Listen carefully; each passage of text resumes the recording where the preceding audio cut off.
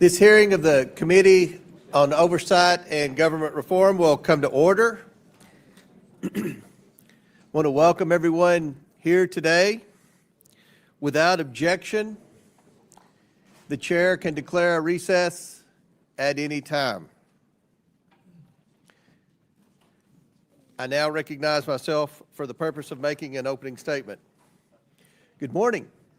Today, the House Oversight Committee will continue to examine the consequences of reckless and dangerous sanctuary policies that jeopardize public safety. 3 sanctuary state governors from Minnesota, New York, and Illinois are here to testify under oath about why they allow criminal illegal aliens to roam free in American communities. Let me be clear. Sanctuary policies do not protect Americans. They protect criminal illegal aliens. That is a fact that the Abraham family knows all too well. With us today is the father of Katie Abraham, Joe, and Katie's stepmother, Michelle. In January of this year, Katie was tragically killed in a car crash near the University of Illinois in Urbana. Urbana, like the state of Illinois, is a sanctuary jurisdiction. Katie's killer was a previously deported criminal illegal alien who was driving drunk. He fled the scene and the jurisdiction and was later apprehended by the U.S. Marshal Service in Texas. Katie was just 20 years old. She had a bright future ahead of her that was stolen from her and her very loving family.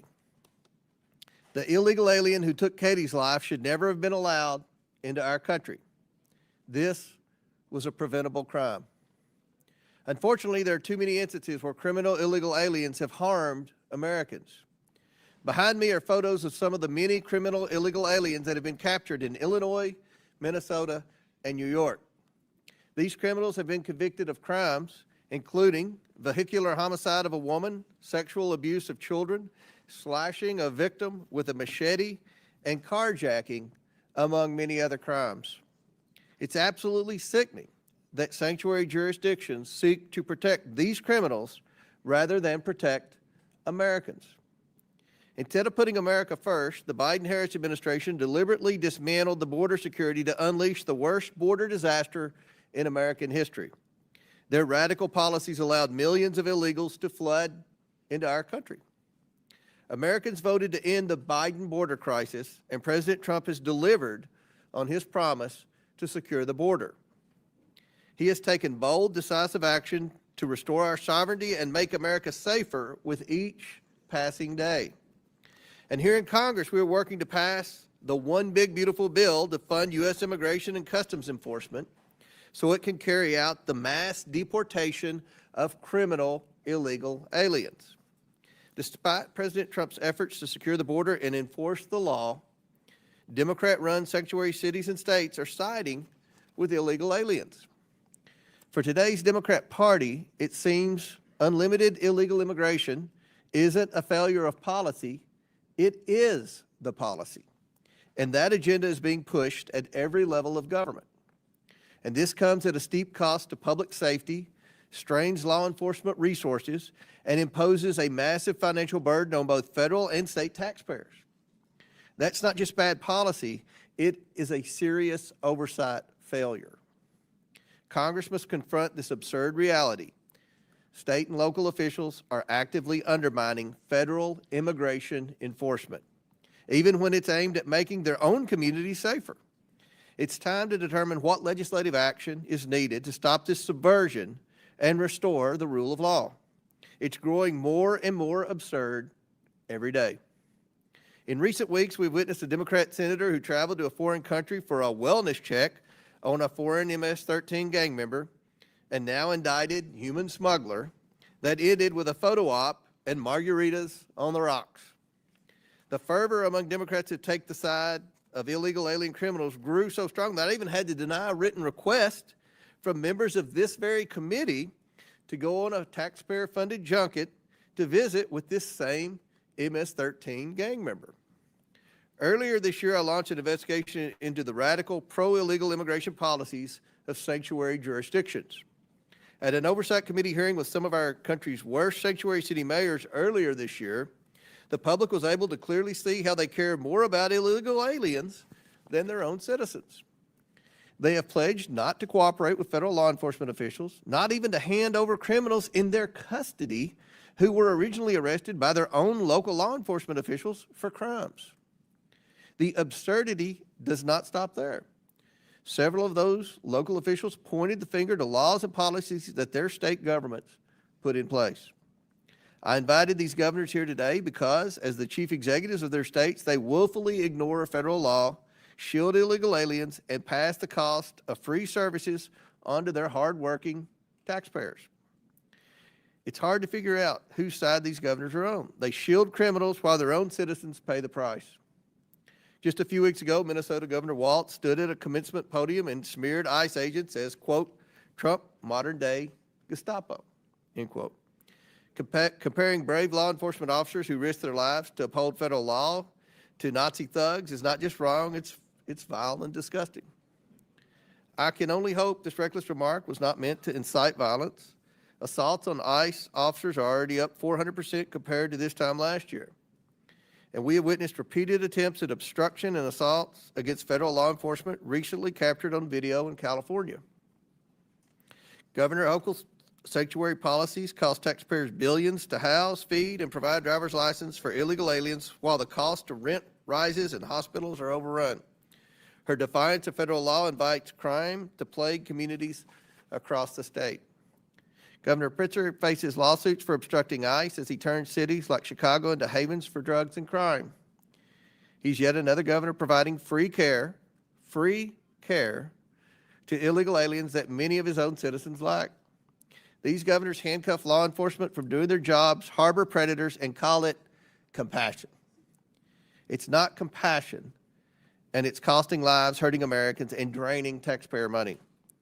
Congress must consider whether to defund every single penny of federal dollars going to cities and states that prioritize criminal, illegal aliens over the American people. Americans want to return to common sense. The Trump administration and this Republican Congress aims to restore our safety and sovereignty. It's past time for these governors to put America first. I now yield to Ranking Member Lynch for his opening statement. Thank you, Mr. Chairman. First of all, I want to thank our witnesses. Governor Walz, good to see you again. Governor Pritzker, Governor Hochul, good to see you again. Ms. Perryman, thank you for your willingness to come before this committee and help us with our work. At this very moment, as we sit in this hearing and at the order of President Trump, the National Guard are on the streets of Los Angeles and active duty Marines are on their way. At Trump's order, Californians are now forced to navigate an active military zone in their midst as they try to go to work or decide if it's safe to send their kids to school. And because of Trump, no American city or state is safe as he lays this groundwork to take his militarization playbook nationwide. 2 days ago, he confirmed that he is considering invoking the Insurrection Act to expand the deployment of active duty military forces against civilians across this country, preparing for a future in which dissent is met with armed force and the machinery of war is turned inward on the American people.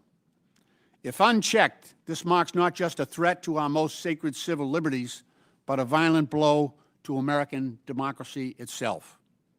Last week in Los Angeles, peaceful Americans came out to protest the administration's cruel and illegal mass deportation operations in their neighborhoods. President Trump inflamed events on the grounds as an excuse to unleash the U.S. military on its own people, sending in 4,000 National Guard members without the approval of the governor. They chose Boston because it's a place of intellectual freedom and respect for cultural freedom. And that trust was apparently misplaced. Ms. Ozturk's a Turkish national on a student visa to attend Tufts University. A video of that incident shows Ozturk walking along a public street in Boston, Massachusetts, my home city, when several masked figures just snatched her phone and backpack, handcuffed her, and hustled her into an unmarked vehicle. What's that sound like? What does that sound like? The Trump administration is putting extremism, cruelty, and chaos over protecting kids and families. Trump isn't focused on getting violent criminals off our streets. He's terrorizing our communities to fulfill deportation quotas with fathers and mothers, grandparents, and kids. And he's trying to strong-arm our city and state leaders to divert their limited resources away from serious public safety threats to instead focus on peaceful, law-abiding families, just as he has diverted federal resources away from combating drug trafficking, violent crime, and terrorism to fuel his lawless mass deportation campaign. Trump isn't trying to protect us. He's trying to divide us. It's us and them. He's trying to divide us. And some people are helping him. He's pitting neighbor against neighbor. But it's not immigrant kids who are about to kick millions of Americans off their health care. It's not them. And he's doing that to pay for a tax break for billionaires. And it's not immigrants who are using the military to silence Americans exercising their right to speak truth to power. These are not the strong and measured actions of the leader of a free country. They are the ruthless maneuvers of an aspiring autocrat hell-bent on consolidating power by any means necessary. This is disgraceful. It should not happen in this country. This is wrong. Deploying the military against a civilian population is wrong. And if we don't step up, this will continue. If we don't step up and declare what is right under our Constitution, then other cities, other citizens will meet this same fate. I'm proud of my Democratic colleagues who are willing to stand up to this thuggery. Trump is a wannabe gangster, and he's showing the world what he's about. And I'm proud. You know, my dad served in Second World War. He fought the Nazis in Northern Africa. He fought the Nazis on the Italian peninsula. And I think he's looking down right now and he's happy that I'm fighting today's Nazis. He's proud of that. We all should be. Mr. Chairman, I yield back. Without objection, Representatives Stauber, Finstead, Fishback, Emmer, Morrison, and Craig of Minnesota, Representatives Miller, LaHood, Davis, and Ramirez of Illinois, Representatives Stefanik, Tenney, Lawler, Goldman, Ocasio-Cortez, Gillen of New York, and Moskowitz of Florida are waived onto the committee for the purpose of questioning the witnesses at today's hearing. Without objection, so ordered. Our witnesses today include the governors of 3 states.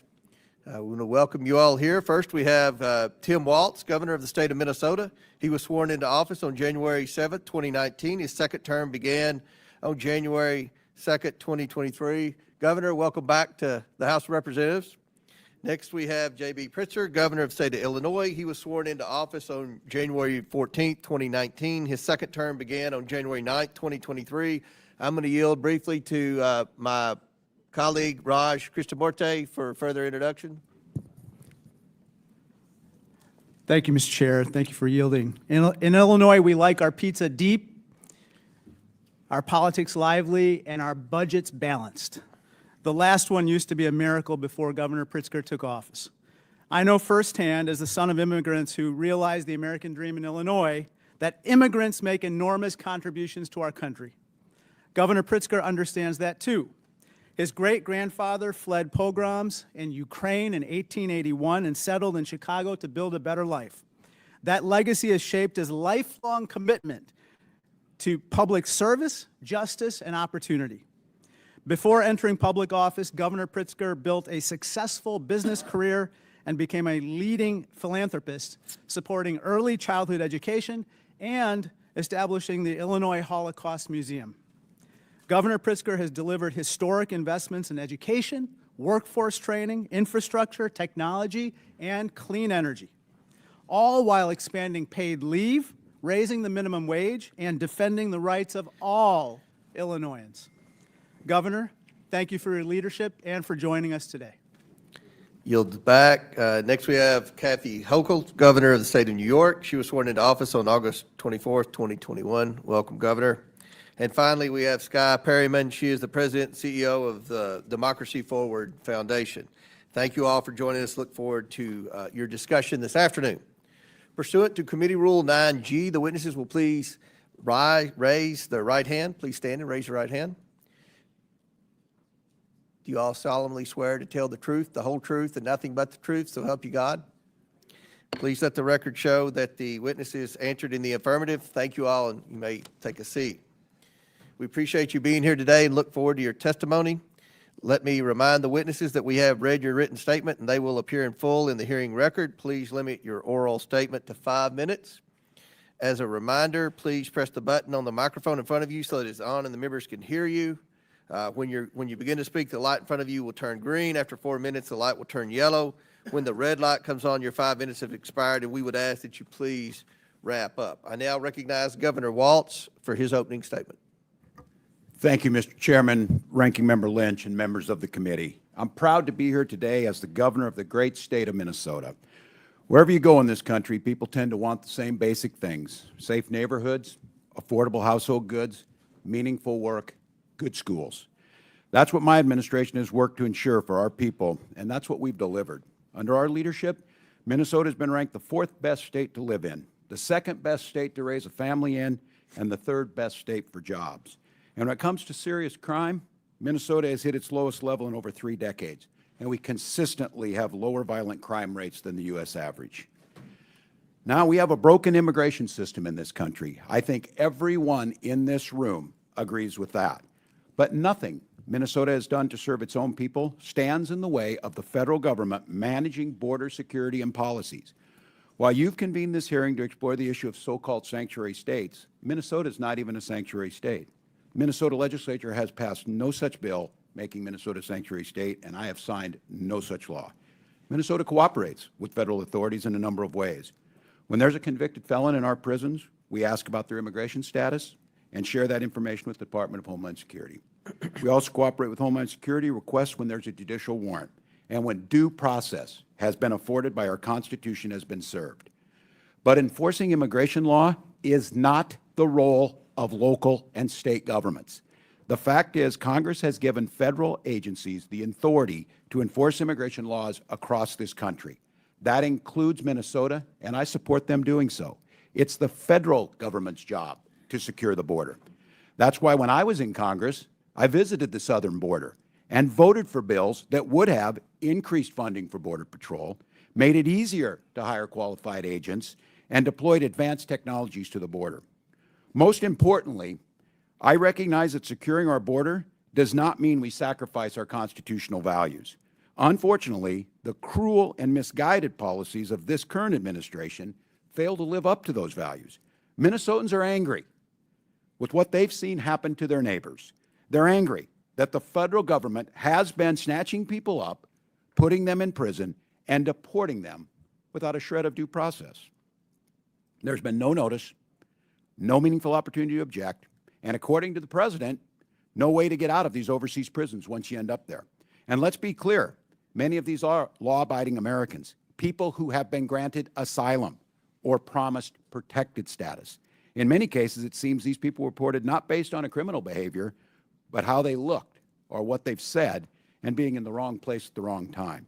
Even U.S. citizens, like a 4-year-old boy with cancer, sent to Mexico, away from his father, away from the medical needs, to a country he was not born in or had never been to. Americans deserve a sensible, humane, and effective immigration policy that reduces illegal immigration while protecting fundamental rights. Meanwhile, the administration continues to make life worse for hardworking Americans in a lot of other ways, trying to slash Medicaid, Social Security, Medicare, making basic household goods more expensive, and telling people they just need to do more with less. The American people deserve better. You all have the power to legislate, to investigate this administration's abuse and overreach, and protect the American people. And I have to say I'm disappointed. At a crucial inflection point in our nation's history, Congress is choosing to spend its time trying to cast blames on states like Minnesota that have no hand in creating this crisis. While we may disagree on the best way to maintain border security and public safety, I know we should all be able to agree on a few principles: that everyone in America deserves due process, and that we live in a free country where people should not be locked up for exercising their basic constitutional rights. I hope you'll join me in enforcing accountability to those fundamental ideas, and I look forward to your questions. I yield back, Mr. Chairman. I now recognize Governor Pritzker for his opening statement. Mr. Chairman, Ranking Member, members of the committee, good morning, and thank you for inviting me. As governor of the great state of Illinois, I have seen firsthand how states have had to shoulder the consequences of a broken immigration system. I'm proud of how we have responded by promoting public safety, treating people with dignity, supporting our economy, and respecting the rule of law. Safe and compassionate immigration policies, I believe, are vital.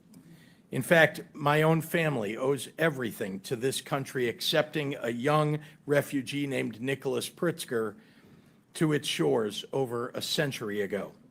My great-grandfather fled the massacre of Jews in Ukraine and arrived in the United States when he was just 10, without a penny to his name. A social service agency provided him a place to live, a public school taught him English, a public university allowed him to pursue a higher education. My father and grandfather both were naval officers and raised their families with a powerful sense of duty to community and patriotism to our country that still lives deep in my generation. Both were successful entrepreneurs. My family story is not unique. Today, Illinois is home to 1.9 million immigrants. Just like my great-grandfather, they are hardworking, raising families, and paying taxes. Our state and our country have been strengthened by people from across the globe seeking freedom, opportunity, and refuge here. Recently, children, pregnant women, and others fled poverty, violence, and persecution, seeking asylum at our border.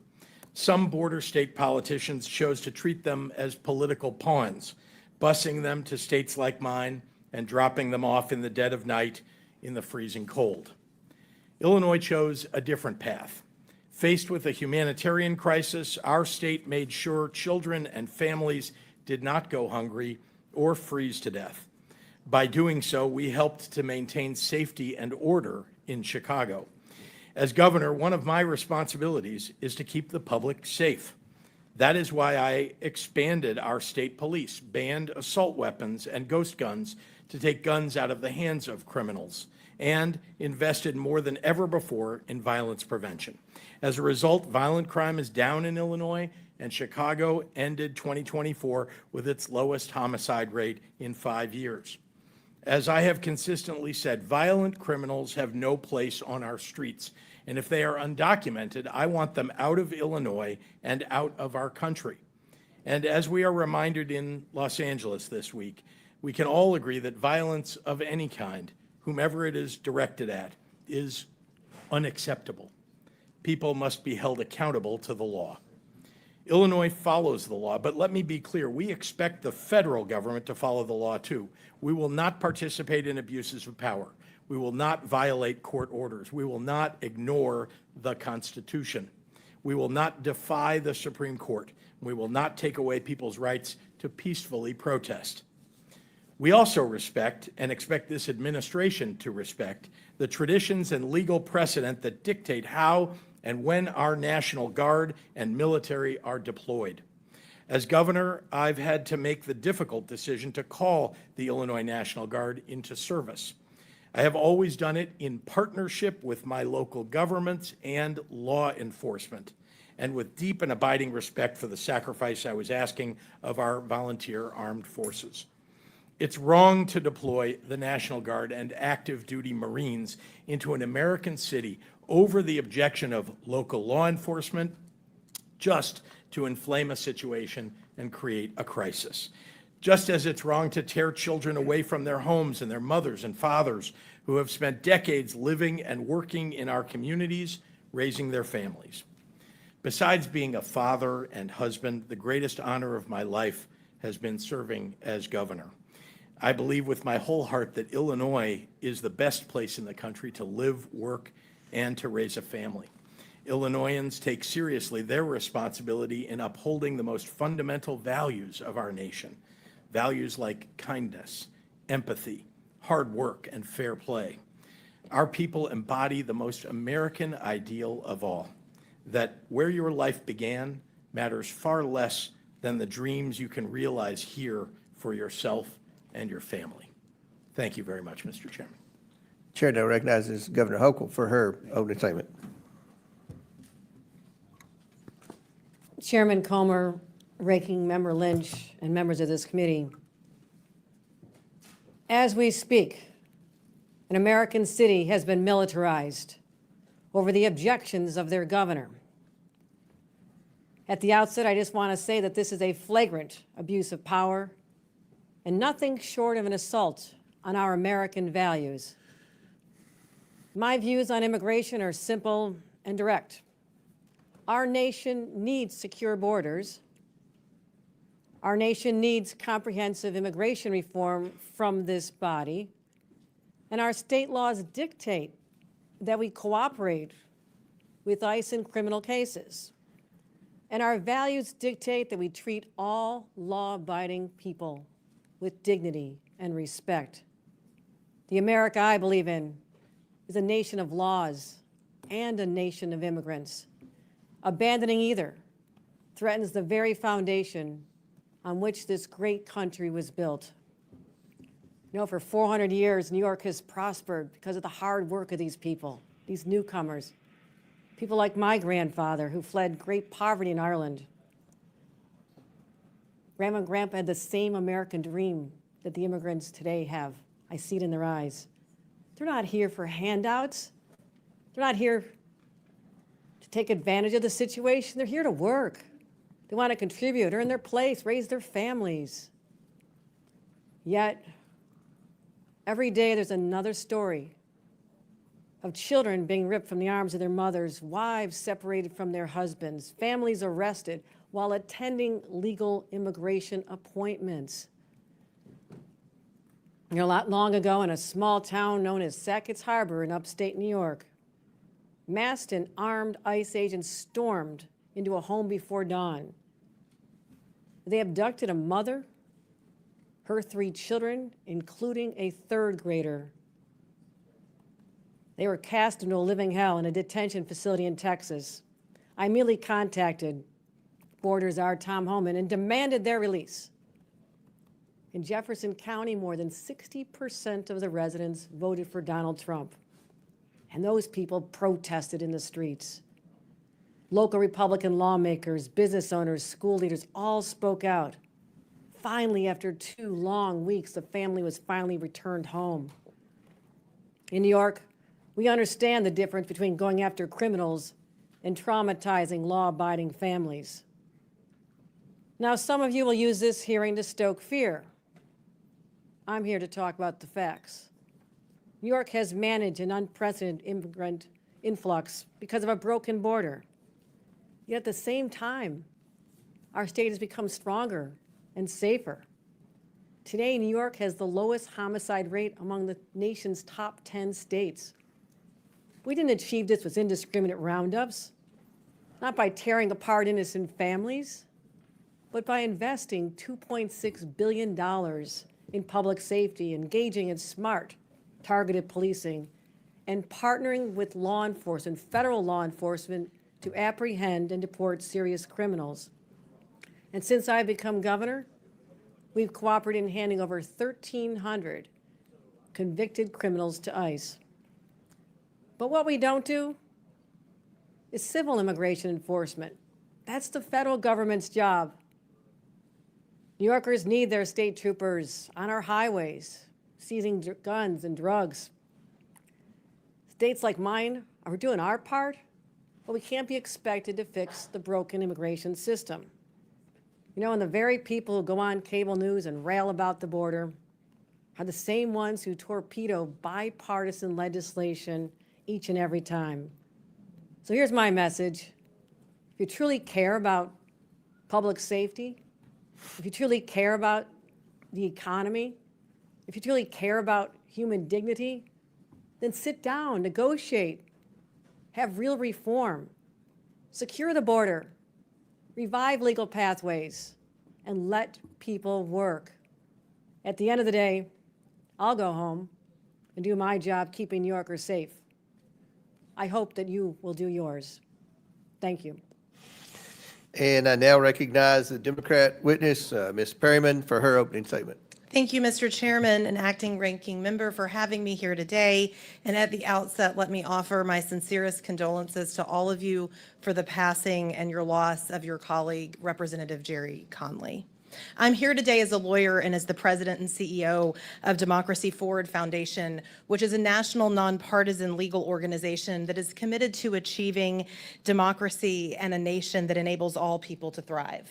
At Democracy Forward, we represent people and communities who make up the very fabric of our nation on a pro bono basis in federal and state courts and regulatory bodies throughout the country. I know this is a hearing focused on immigration, and so I would like to say at the outset and echo the calls for bipartisan, comprehensive immigration reform. I will also note that the rhetoric that we have heard the president and his allies use in recent days about immigrants and people in this country is inaccurate, overly politicized, and not solutions-oriented. Fundamentally, Democracy Forward Foundation's work centers on the premise that when the government does its job and delivers for people, our society is stronger. And when our government strays from that purpose, ignoring the Constitution, not achieving and respecting the fidelity of people's rights, our democracy and our people are in danger.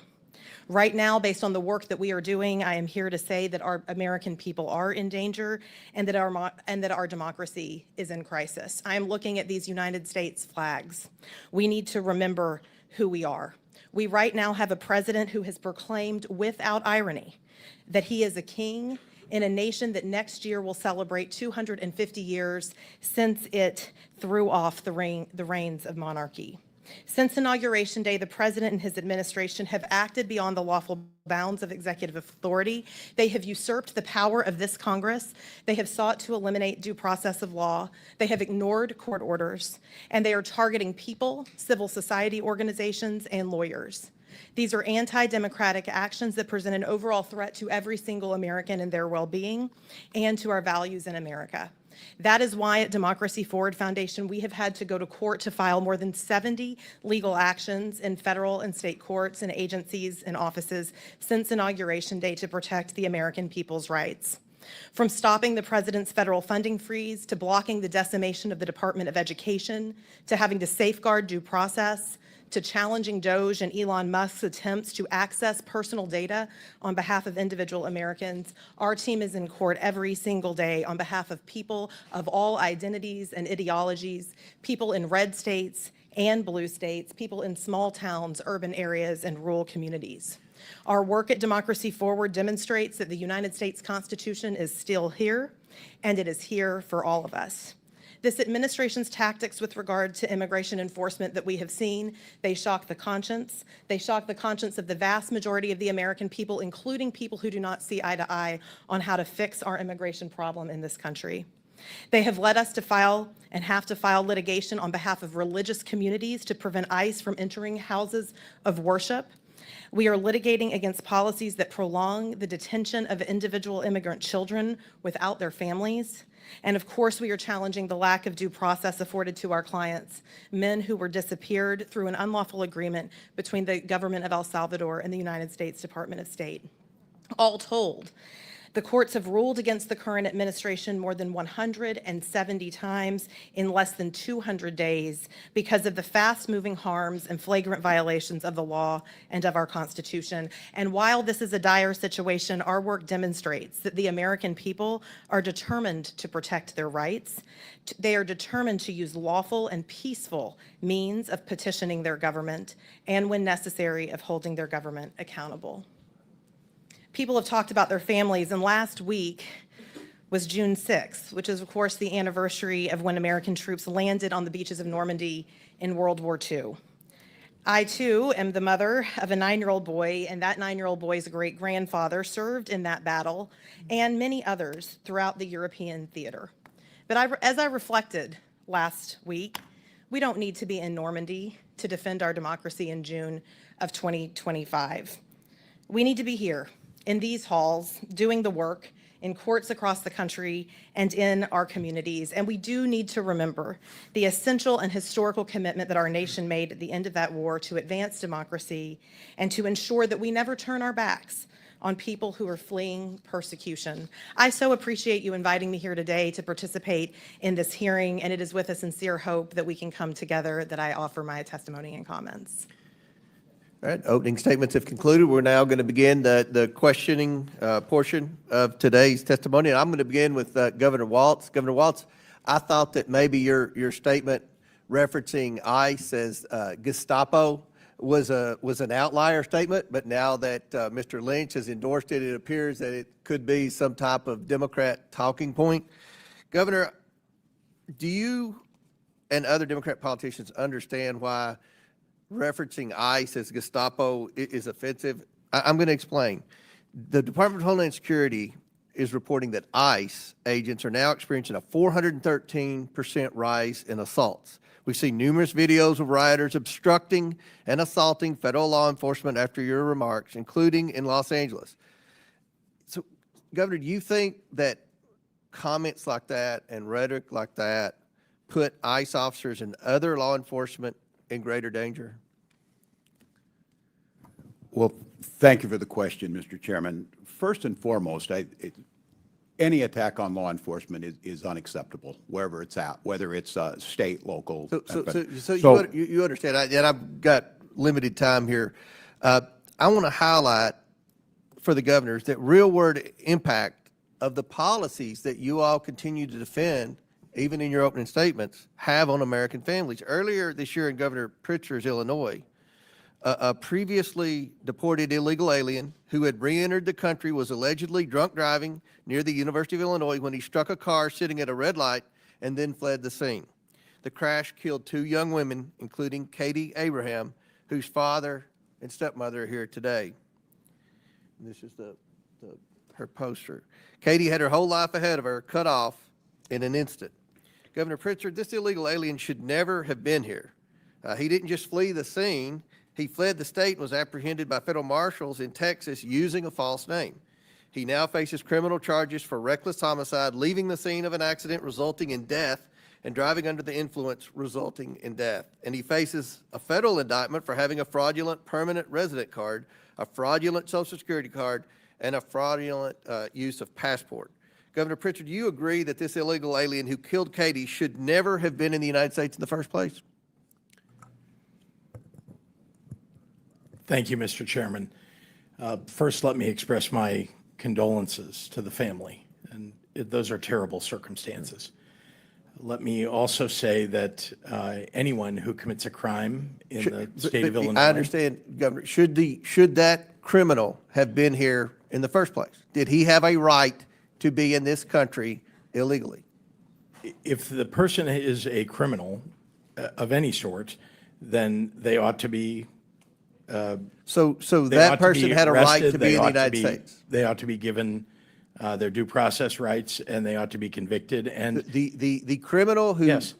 entered this country illegally, in your testimony, had a right to be in this country. No, I'm suggesting to you that and I have responsibility for the state of Illinois, I can tell you that it's the responsibility of the federal government to manage immigration in this country. And if you're suggesting that the federal government didn't do its job, that is up to you. Let me ask you determine. this, Governor. I can tell you that in the do you state of believe Illinois, do we you follow believe the that law. President Biden did his job in securing the border?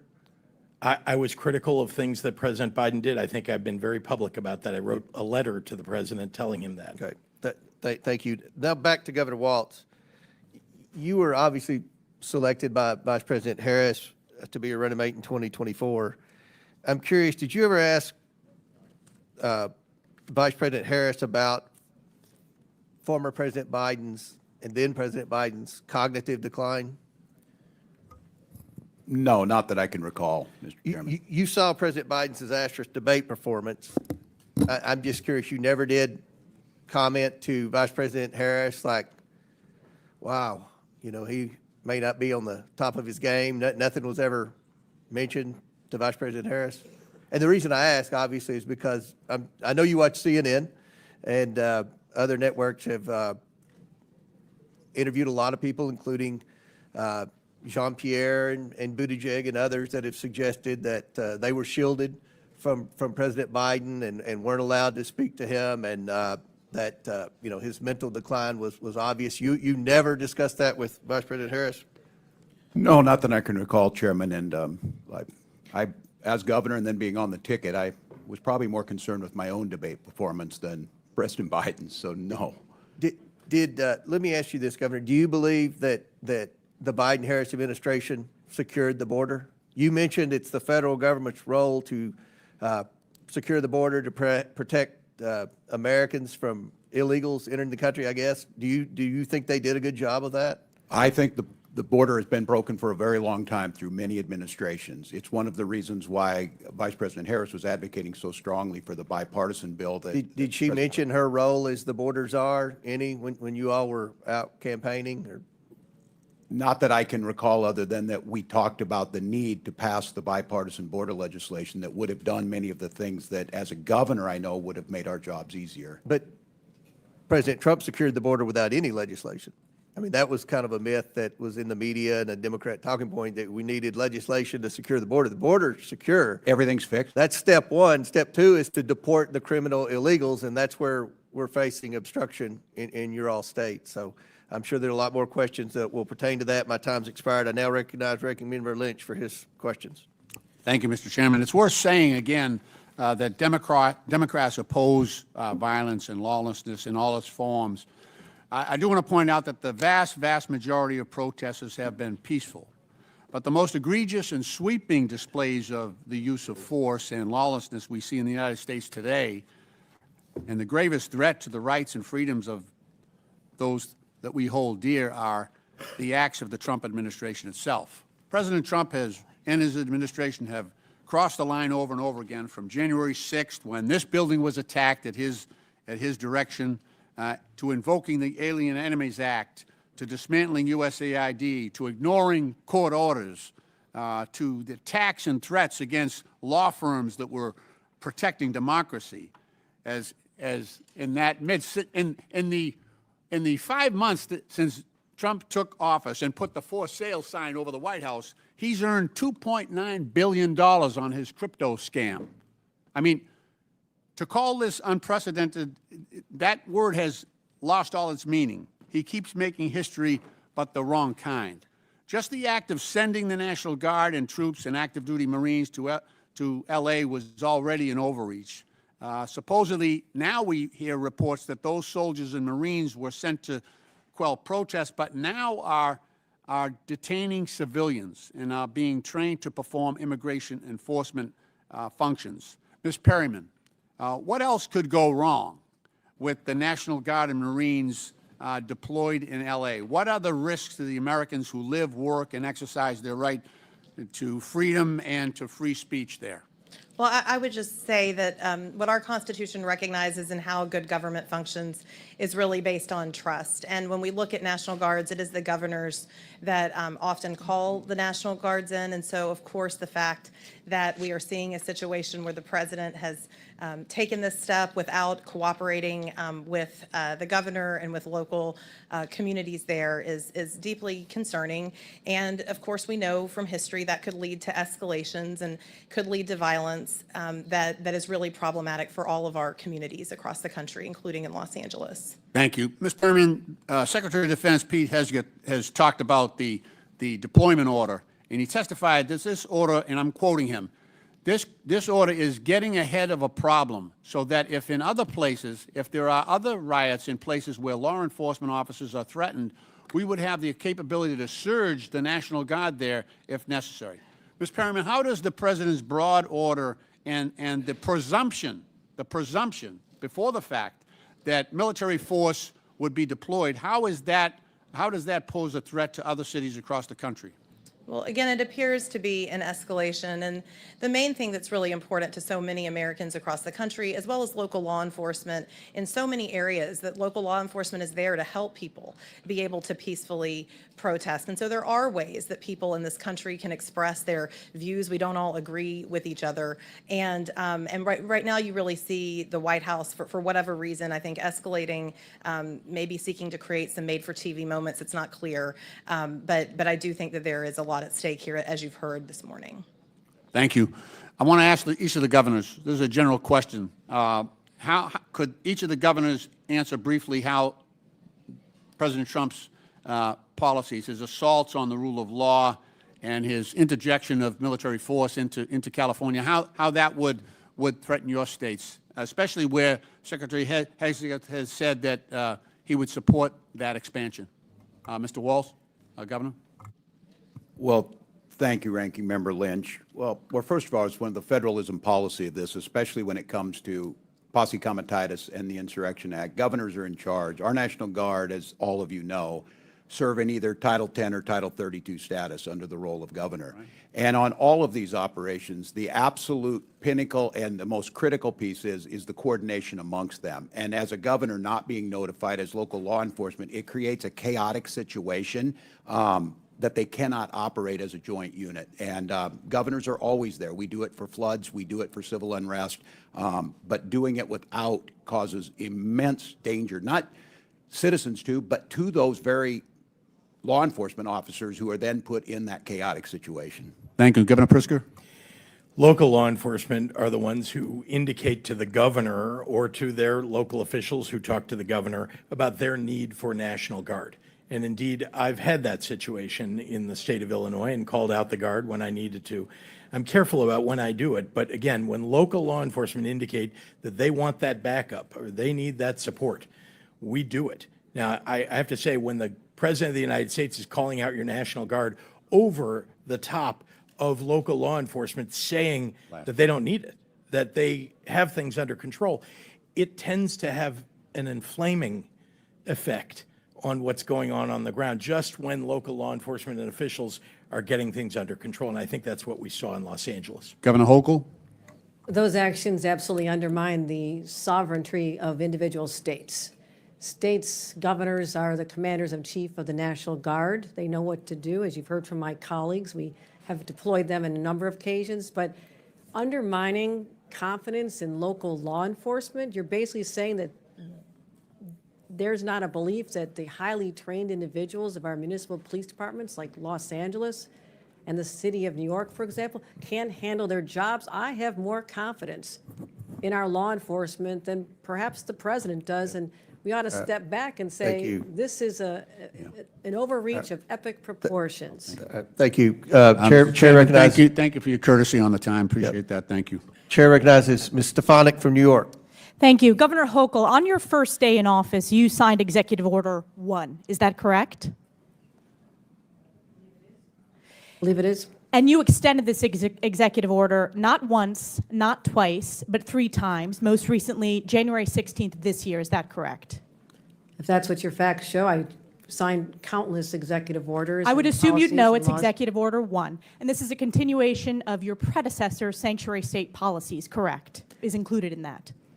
I want to be sure we are defining sanctuary state properly. I'll define it for you. It is the policy of the state that state officers or employees shall not disclose information to federal immigration authorities for the purpose of federal civil immigration enforcement. It goes on to say, law enforcement officers may not use resources, equipment, or personnel for the purpose of detecting and apprehending any individual suspected or wanted for violating a civil immigration office. Law enforcement officers have no authority in the state of New York to take any policy action solely because the person is an undocumented alien. That's a quote in your executive orders that you extended. Now, do you know who Sakir Akan is? I want to get back to the first part No, of I'm the asking a question. Do you know who Well, Sakir Akan is?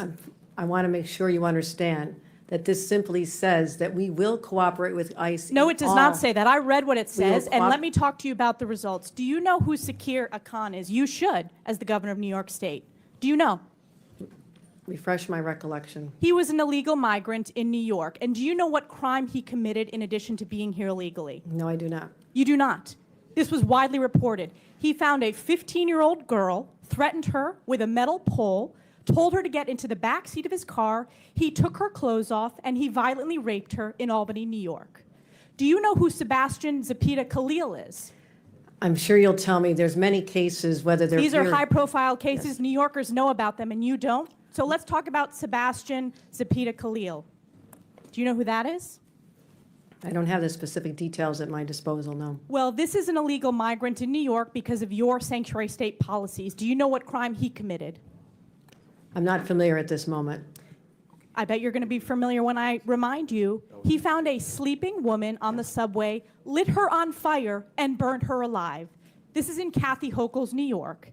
And as I'm sure you are aware, and I'll remind you, that ICE issued an order to detain this violent criminal, but that was rejected by New York officials due to sanctuary state laws. Now, do you know who Raymond Rojas Basilio is? I just want to say this, these crimes are horrific. Because of condemn your, them, because of and I your would say sanctuary state policies. In all of these cases, we would work with ICE to remove You them. did not in this case. They are If they need walking our on the assistance. streets because of your policies and your executive order that you signed 3 times. Now, Raymond Rojas Basilio, do you know who that is? I'm telling you this. I will You don't know explain to who you it the is. policies of New York. We cooperate with, I know you're just You do trying not, to. you do not. Specifically, ICE was told not to detain this individual, and he burned a woman alive on the New York subways in Kathy Hochul's New York. So I will keep on going. What about Raymond Rojas Basilio? Do you know who that is? I'm going to tell you our overall policy, which will address all this. I'll tell We you do who not- that is. He is an illegal who molested an 11-year-old in our state because, again, of your sanctuary state policies. This illegal was shielded from federal immigration enforcement and able to commit this heinous crime. And what about Wilson Castillo Diaz? Do you know who that I am is? telling you this. We do cooperate fully with ICE in criminal prosecution. Our sanctuary You're not advocating for regulations these victims. only deal with This is a civil 5-year-old who enforcement. was raped Civil on Long enforcement. Island in Nassau County. You are not advocating on behalf of these victims. You are shielding illegals. Even in your opening statement, That is you not true. prioritize putting illegals first. That is not Rapes true. of young girls, beatings of NYPD cops by illegals who are here under Kathy Hochul's failed policies, burning New Yorkers alive. This is Kathy Hochul's New York. It's one of the many reasons why you're hemorrhaging support from hardworking New York These are families. horrific crimes and they're They're heartbreaking. horrific crimes that are committed on your watch. You signed this executive order on your first day in office. You signed it again and again this January.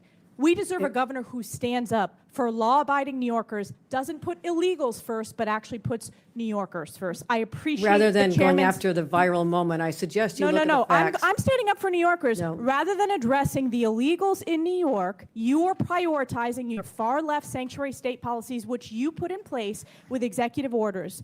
Instead of advocating for cooperate victims, in all a those 5-year-old cases. who We was raped, cooperate with ICE. you did not. They were released We because cooperate of with sanctuary ICE. state We policies in New cooperate York with State. law No enforcement. amount of words is going to clean up your failed record and these horrific crimes committed in sanctuary state that you created. And with that, I Your yield back. representation, the facts, Gentlelady absolutely false. yields back. Absolutely Chair false. recognizes Ms. Norton from Washington, D.C. Thank you, Mr. Chairman. Let's be real. Since the start of the Trump administration, each day has been more nightmarish than the last. But in the past few days and weeks, we have seen a significant escalation of Trump's mass deportation agenda. On May 29th, a 9-year-old child and his father were reportedly detained in Torrance, California, and separated from one another by ICE. A 4th grader ripped from the only community he knows and from the arms of his father. We have kids who are afraid to go to school, afraid that ICE will grab them and their families from school grounds, and afraid their parents will not be there when they get home. Schools are supposed to be safe havens for our children that foster learning and growth. Instead, the Trump administration is deliberately weaponizing them, terrorizing children and families with its immigration policies and threatening more than 600,000 students, kids with detention and removal. President Trump has called for an end to birthright citizenship, a constitutional right recognized since the end of slavery. He has cut federal contracts that give 2-year-olds representation in immigration court. He has ripped the children who are immigrants and United States citizen from schools, their friends, their neighborhoods, and their homes. There is no other way to spend this. President Trump is waging a cruel and deliberate war against children. Ms. Perriman, do all children residing in the United States have a constitutional right to attend public schools regardless of immigration status? They do. Ms. Perriman, how is President Trump going further than past presidents in authorizing ICE to carry out enforcement activities in schools, hospitals, and places of worship? Yes, I mean, this is what brought us to court on behalf of the Baptists and the Quakers and the Sikh communities and other religious communities that are having to challenge this.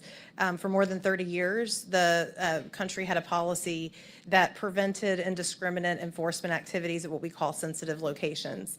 That includes houses of worship, and it includes schools. We saw in the early days of this administration, the Department of Homeland Security rescind that policy and endanger people, all people, not just immigrants, but people who are seeking to engage in communal worship, people who are seeking to go to school, and to be present in other sensitive locations like hospitals. Governor Walz, what does it mean for children in Minnesota if ICE comes to their classrooms? Well, thank you, Congresswoman.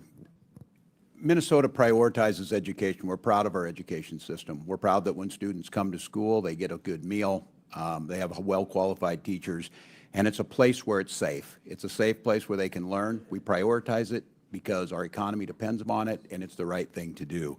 Disruptions at places like school, when ICE is free to operate in Minnesota within the laws, but to disrupt schools, to disrupt and come to those schools, not only the impact to that individual student, but to the entire learning environment in those schools are disrupted by it. And again, we agree with everyone here, those committing crimes is where we need to focus, but being on campuses in elementary schools is not getting at that.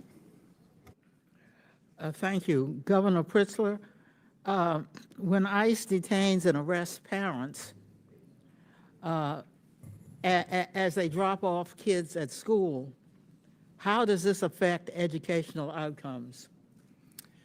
Thank you very much, Congresswoman. Let me begin by saying that, as you may know, under President Trump, ICE showed up in Chicago nearly immediately and began terrorizing our neighborhoods, our schools, and parents. Indeed, many parents felt like they needed to go into hiding, even though their children needed to go to school every day.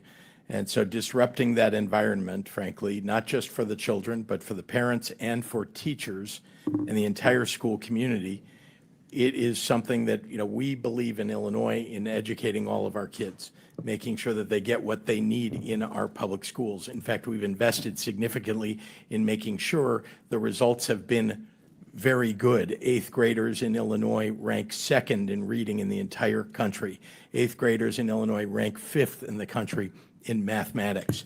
And it's because we have a safe environment, but not when Tom Homan brings Dr. Phil with the overreach of force with ICE to disrupt our education system, and particularly our elementary schools. Thank you. Gentlelady's time's expired. Chair recognizes the Majority Whip, Mr. Emmer from Minnesota. Mr. Chairman. Thank you, Mr. Chair. Welcome back to Washington, Governor. I'm going to run through a series of facts before I get to my questions, so let's get started. Governor Walz, you signed the Health and Human Services Omnibus Bill into law in May of 2023.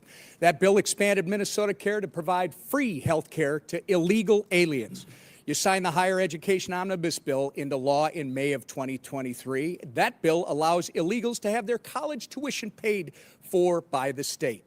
You signed the Driver's License for All Act into law in March of 2023, and that bill allows illegals to receive driver's licenses. So, you claim you're not a sanctuary state. You just provide free health care, free college, and driver's licenses to illegal aliens. One reason you're here testifying before us today is because you refuse to cooperate with ICE. While states like Florida and Virginia empower their law enforcement to detain and remove criminal illegal aliens, you, sir, have done just the opposite. Your Attorney General is directing law enforcement to ignore ICE immigration detainers. Do you agree with the Attorney General's guidance? Well, Congressman, it's good to see you again, and thank you for being here. First, I would say is my job as governor of Minnesota is to make Minnesota the best state in the Do nation. you agree with the Attorney General's guidance? Congressman, what I would say on this is that Minnesota follows all law. I Sir, would say it's a very easy question. And The again, guy- if you claim you're not a sanctuary state, you just claim that you support policies. You're not a sanctuary state, but you support policies that prevent ICE from doing their job. Congressman, Isn't that right? That is incorrect, Congressman. We follow the same laws when Well, you were in the Minnesota sir, House. The law sir, has not changed, if sir. you'll allow me, I've got limited time. Well, that's what you tweeted, by the way, sir. And on May 23rd, 2018, you tweeted, quote, "I support policies that keep law enforcement from enforcing federal laws," close quote.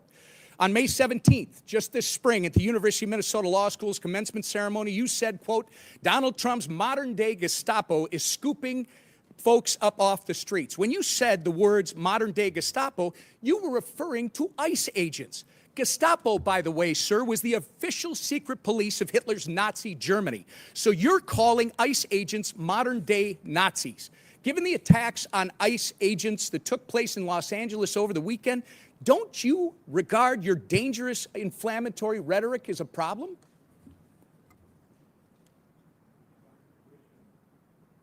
The questions you want me to answer first. So, sir, it saddens me that you refuse to express regret from comparing ICE to Nazis. ICE agents are brave Americans who get up every morning, leave their families, and put their lives in harm's way to protect our country, sir. You, at the very least, owe an apology to these dedicated public servants. I will say, sir, inflammatory rhetoric such as yours and the other governors on this panel is responsible for putting a target on the back of every ICE agent who is risking their life to protect our communities. Minnesota is all too familiar, by the way, with the chaos that ensues when you refuse to work with law enforcement to enforce the law. In May 2020, looting, acts of violence, and arson occurred on your watch in Minneapolis after you refused to bring in the National Guard. Governor, your agenda is clear: free health care, free college and driver's licenses for illegals while handcuffing law enforcement when they're trying to protect our citizens and their communities. If you think that's not a sanctuary state, you shouldn't be governor. By turning Minnesota into a magnet for illegals, you have opened up our communities to dangerous criminals, including known terrorists, gang members, murderers, and child predators. You have sent a resounding message that if you're a hardworking, law-abiding citizen of Minnesota, your safety and well-being are not the priorities of Tim Walz and his administration. But if you're coming to our state illegally, you're not only welcome with open arms, you're entitled to free stuff on the taxpayer's dime. This is absolutely disgraceful. Governor Walz, your sanctuary state agenda has been defined by your utter failure. You have failed to enforce the rule of law. You have failed to uphold our national sovereignty. And most importantly, you have failed the people of Minnesota. The time for radical sanctuary state policy, sir, is over. The voters made that clear last November when they elected President Trump and Vice President J.D. Vance. You remember him, don't you? Governor, the time for real leaders and real leadership is now. And with that, sir, actually, Mr. Chairman, I ask unanimous consent to introduce into the record the governor's tweet that I referenced from May 23rd, 2018, which makes it clear his hatred for federal law enforcement. Thank you. Without objection, so ordered. Mr. Chairman? Yes. Mr. Chair Chairman. recognizes Mr. Mfume. Mr. Chairman, thank you very much. I have a unanimous consent request, and I'd like to present both of those to you at the same time. Proceed. Okay, I ask unanimous consent that we enter into the record an article from The Hill of the 8th day of June. Latinos for Trump co-founder blast inhumane immigration arrest. Without objection, so ordered. Thank you, sir. And the second one is from The Independent of May the 28th. Trump ordered a critically ill 4-year-old Mexican girl to leave the country. Experts say she could die in days. I ask unanimous consent. Without objection, so ordered. Thank you, sir. Chair recognizes Mr. Kristamorte from Illinois. Thank you, Mr. Chair. Governor Pritzker, when it comes to immigration, you've been clear that Illinois follows the law.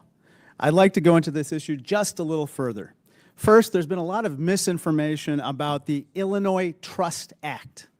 As you know, this is the 2017 law signed by then Republican Governor Bruce Rauner, which requires state agencies to cooperate with ICE when it presents a criminal arrest warrant for an individual, correct? Congressman, yes, that's correct. And just to be clear, the Illinois State Police, the Department of Corrections, and other Illinois agencies must cooperate with ICE when they present a criminal arrest warrant, correct? And do every single time. This is Illinois law. Yes, it Donald is. Trump may not like state law, as we're seeing in California, but what Donald Trump likes is irrelevant. The law is the law. The Wall Street Journal reports that ICE's recent raids in California, including at a Home Depot in the LA area, were organized because the administration was falling way short of its cruel goal of deporting thousands of people per day. Politico said this is, quote, the standoff that Trump wanted. There's another reason why Trump has provoked the current situation in California. He doesn't want to talk about what he calls the big, beautiful bill and what I call the large, lousy law. So let's talk about what Trump doesn't want to discuss. What Trump doesn't want to discuss is that his large, lousy law cuts $625 billion in Medicaid, a program that insures millions of Americans. Governor Walz, in a press release on Medicaid cuts, you said, quote, the victims of these cuts will be families, children, veterans, rural Americans, and pregnant moms. That's what you said, right? That's correct, Congressman. And Governor Hochul, in a recent op-ed, you wrote, even if you don't rely on Medicaid, these cuts affect you. Because when millions lose coverage, hospitals and other vital healthcare institutions lose funding. And that strains the entire system. That's what you wrote, right? That is correct, sir. Governor Pritzker, cuts in the large, lousy law are going to leave upwards of 700,000 Illinoisans without health insurance. Isn't that correct? Yes, people will die. Trump's large, lousy law adds trillions to the national debt as well, which could force $500 billion in automatic cuts to Medicare, in addition to the cuts in Medicaid that we just referred to. And of course, Medicare is a program that every senior relies on. Let me turn to my final topic. Governor Pritzker, President Trump has called Illinois, quote, a poorly run state.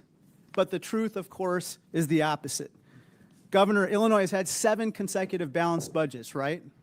That's correct, Congressman. And our credit rating has been raised 9 times in the last 6 years, correct? After 21 downgrades under Republican and others. And it now stands at an A rating, right? It does.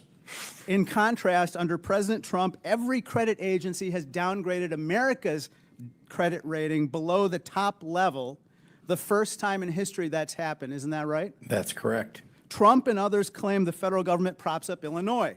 But in reality, we're one of 13 states in the country that actually give more tax revenue to Washington, D.C. than we receive in return. Now, let me turn to some of the reasons why Illinois is a donor state and not a taker state. Illinois has a $1.1 trillion economy. We produce the most soybeans in America, and we're the #2 producer of corn, right? That is correct. We're the #2 manufacturing state in the country. We are. And we're the #2 destination for corporate expansions and relocations, right? And Chicago is #1. Thanks to you, we have the world's first quantum and microelectronics park, correct? That's right. And we're ranked top in the Midwest for workforce development, correct? Yes, we are. And startups. That's right. Illinois is the heart and soul of America, Governor. It's where the cell phone was invented, was home to the first McDonald's, and was the home of amazing leaders, Lincoln, Reagan, Obama, Grant, even Superman, and yes, the Pope. And here's a picture of the Pope wearing a Chicago White Sox cap. The next Pope's going to be a Cubs fan. There you go. Illinois has terrific jobs, people, and pizza. Some may even say that God is on our side, Governor. I'm proud to be from Peoria. I'll always stand up for Illinois, loud and proud. I yield back. Chair now recognizes Mr. Jordan from Ohio. Thank you, Mr. Chairman. Governor Hochul, third paragraph, second sentence in your written testimony, you said New York State cooperates with U.S. Immigration Customs Enforcement in criminal cases. Governor, who's Jesus Romero Hernandez? Thank you.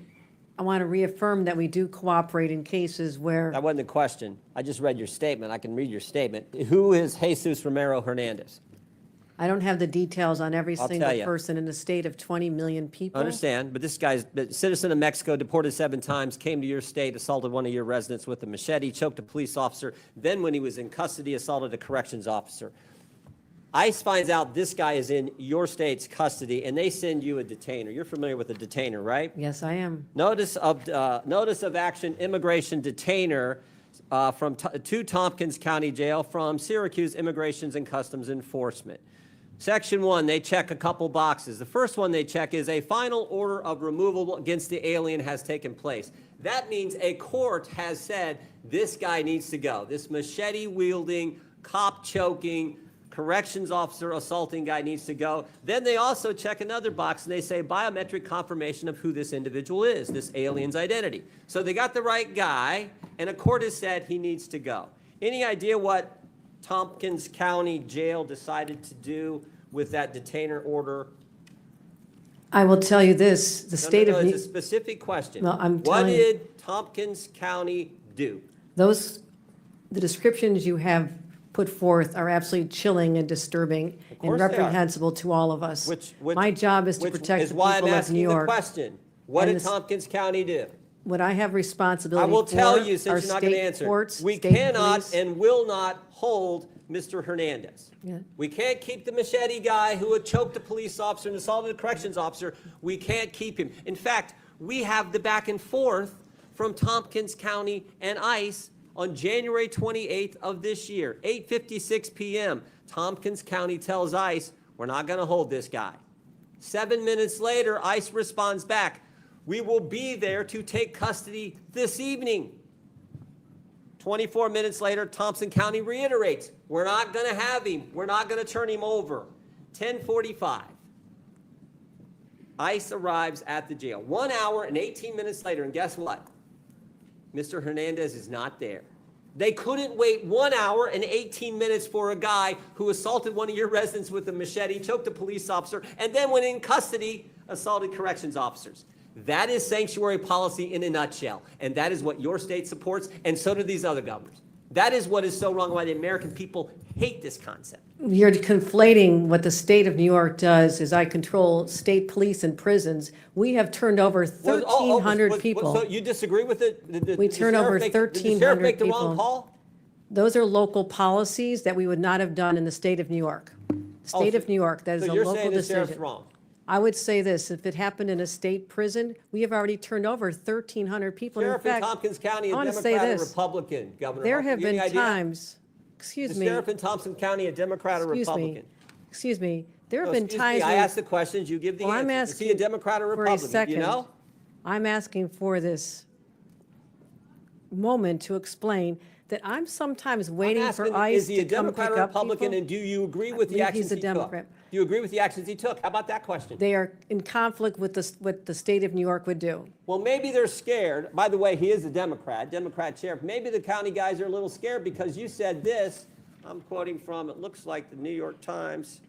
We all know you can trust them. This is last month, May 25th. You said we have some counties that are renegade counties and work with ICE. Maybe they're nervous of being called a renegade county by their governor. So the Democrat sheriff says, we're not going to keep the machete-wielding, cop-choking, corrections officer assaulting guy. We're not going to keep him here for you to get here. We can't even wait an hour and 18 minutes. Oh, you know what else was interesting in this case? You know what else was interesting? There was actually an arrest warrant from United States District Court, Northern District of New York, signed by Judge Wiley Danks, magistrate from Syracuse. There was an arrest warrant, and they still couldn't keep him. The state of New York cooperates. We cooperate in removal of individuals who've served time. We respond to detention. You're confusing, and maybe there's a I'm lesson asking the in question. Okay, so civics will here you that's say on the necessary. record right here, I got 12 seconds, will you say on the record, was Tompkins County wrong in the actions they took on January 25th, 2025, when they wouldn't hold the guy for 1 hour and 18 minutes? Was Those are Tompkins not the County policies wrong? that we would have in the state of No, New no, York. Those but- are not the policies we would have in a. Were they wrong? Should Because they I've already have turned said that guy over to ICE? It's a I've- simple question, Governor. that was a horrible situation. The person should not have been out there.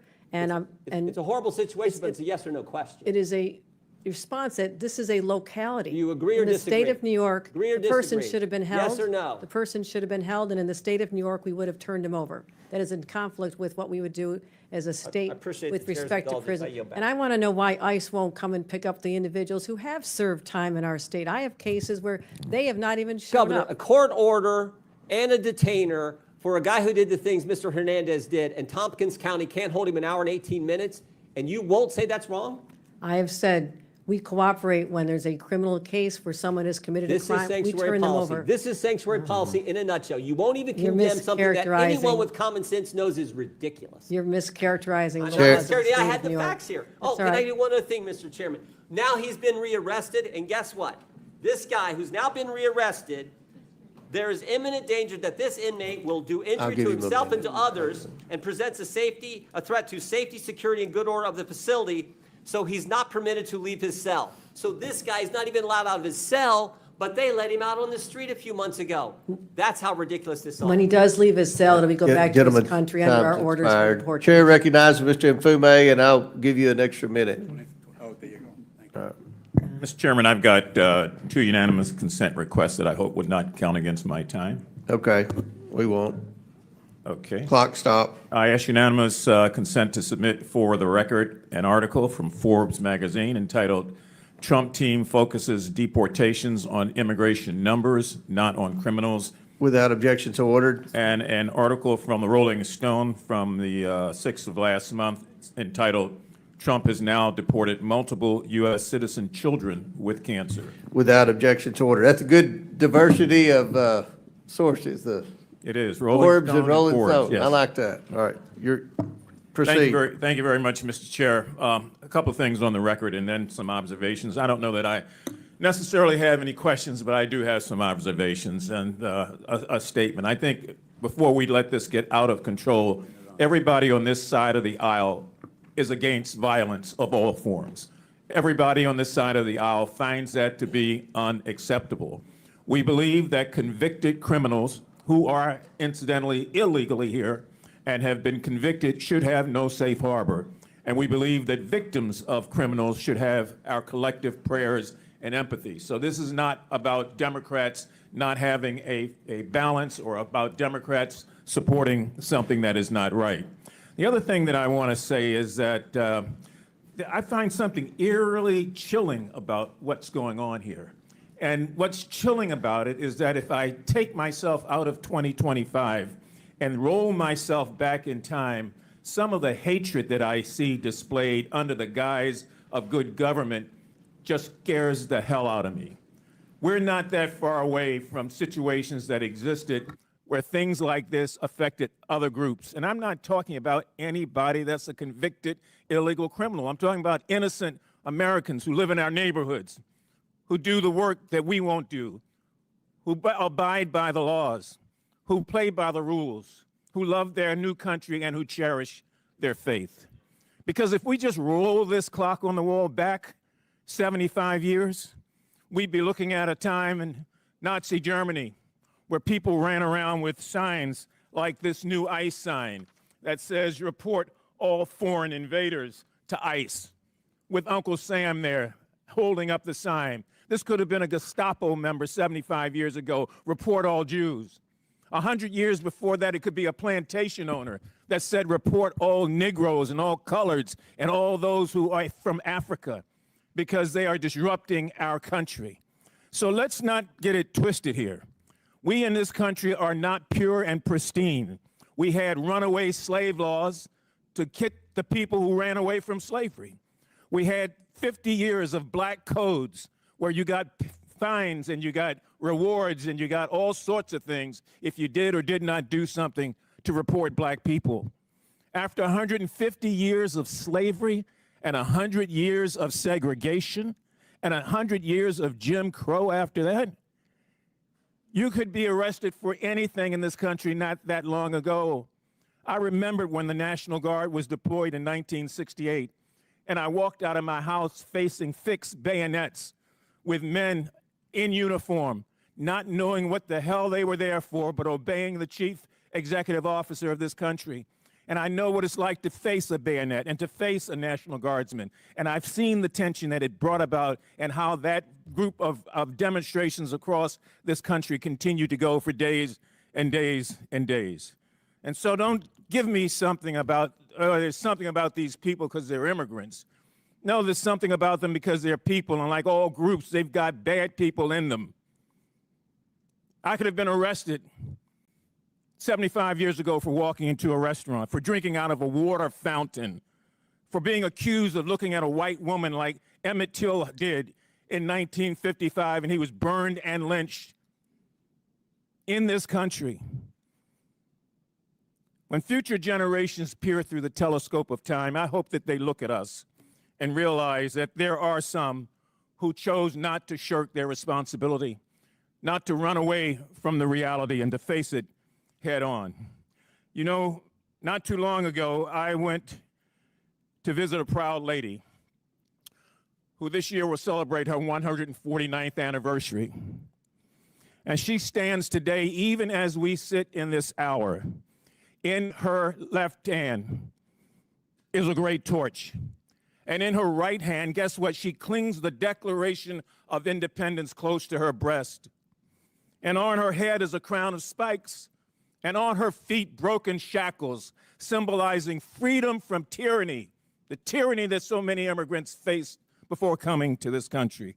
And as that plane flew over, I could still hear her cry out through silent concrete lips, saying, "Send me your tired, your poor, your huddled masses who yearn to breathe free. The wretched refuse of your teeming shore," she says. "Send those, the homeless, tempest-tossed to me. For I left my lamp beside the golden door, that all of you and all of you and all of you might follow." And so we came. Some took the circuitous route, some came for a thrill, and some of us came against our will. But we came and became what we are today as a nation. And we must never lose sight of the things that make us great or the things that take away from our greatness. Mr. Chairman, I yield back. Thank you. Chair now recognizes Mr. Gill from Texas. Thank you, Mr. Chairman. Governor Pritzker, do you know how much illegal immigration costs your state each year? No, sir, I do not. Costs over $780 per family per year. That's a lot of money, isn't it?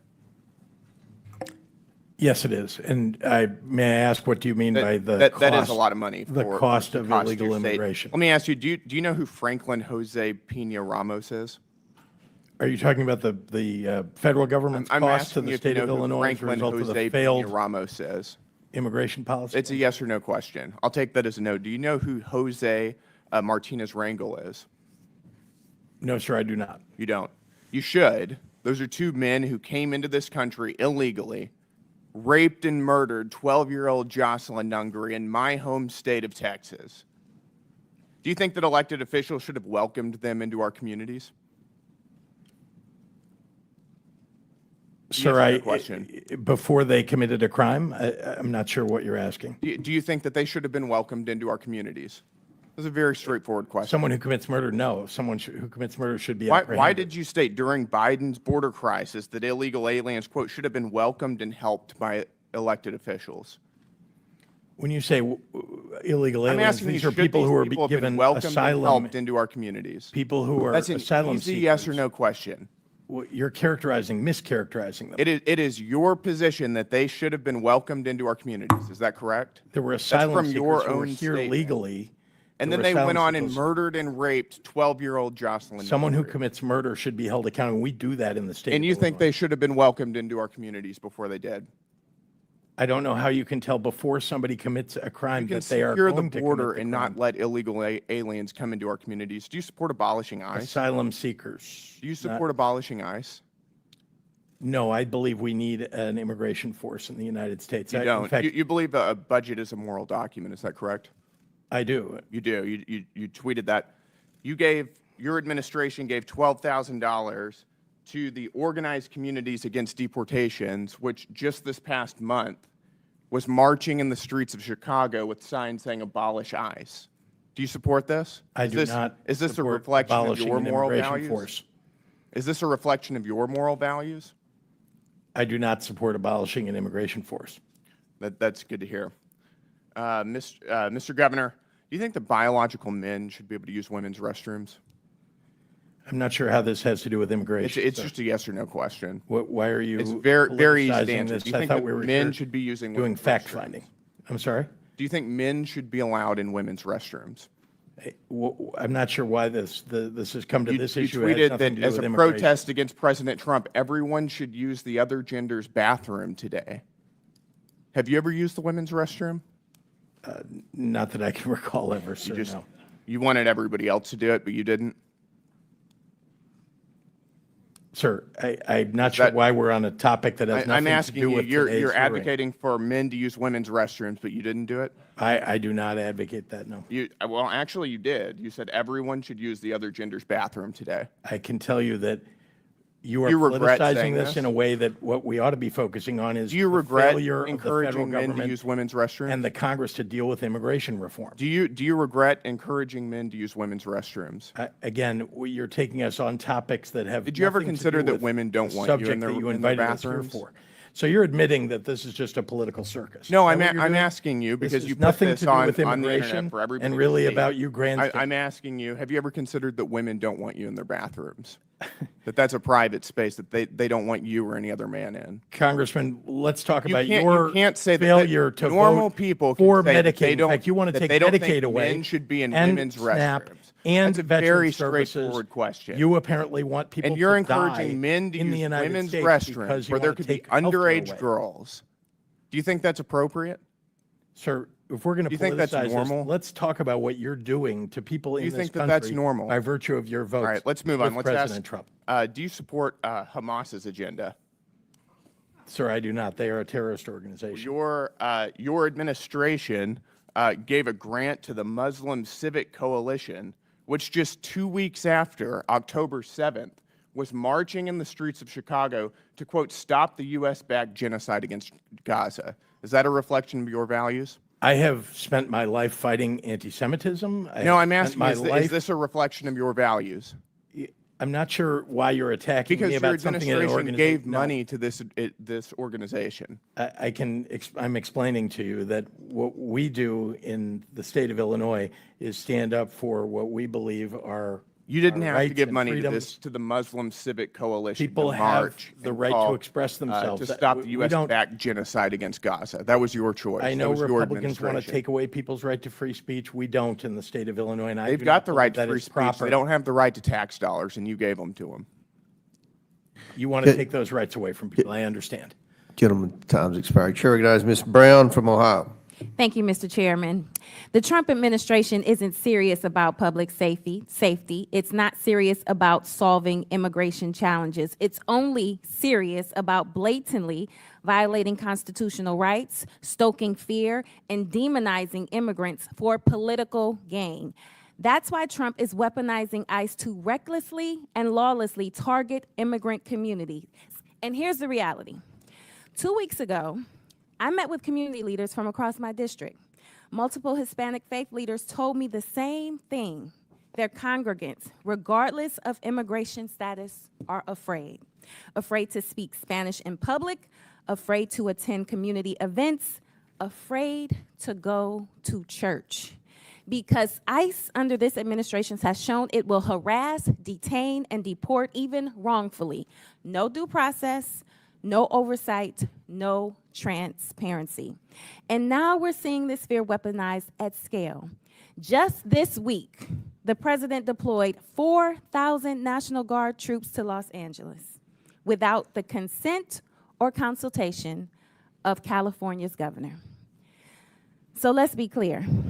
This isn't about border security. This is not about law and order. What it is really about is a reckless power grab.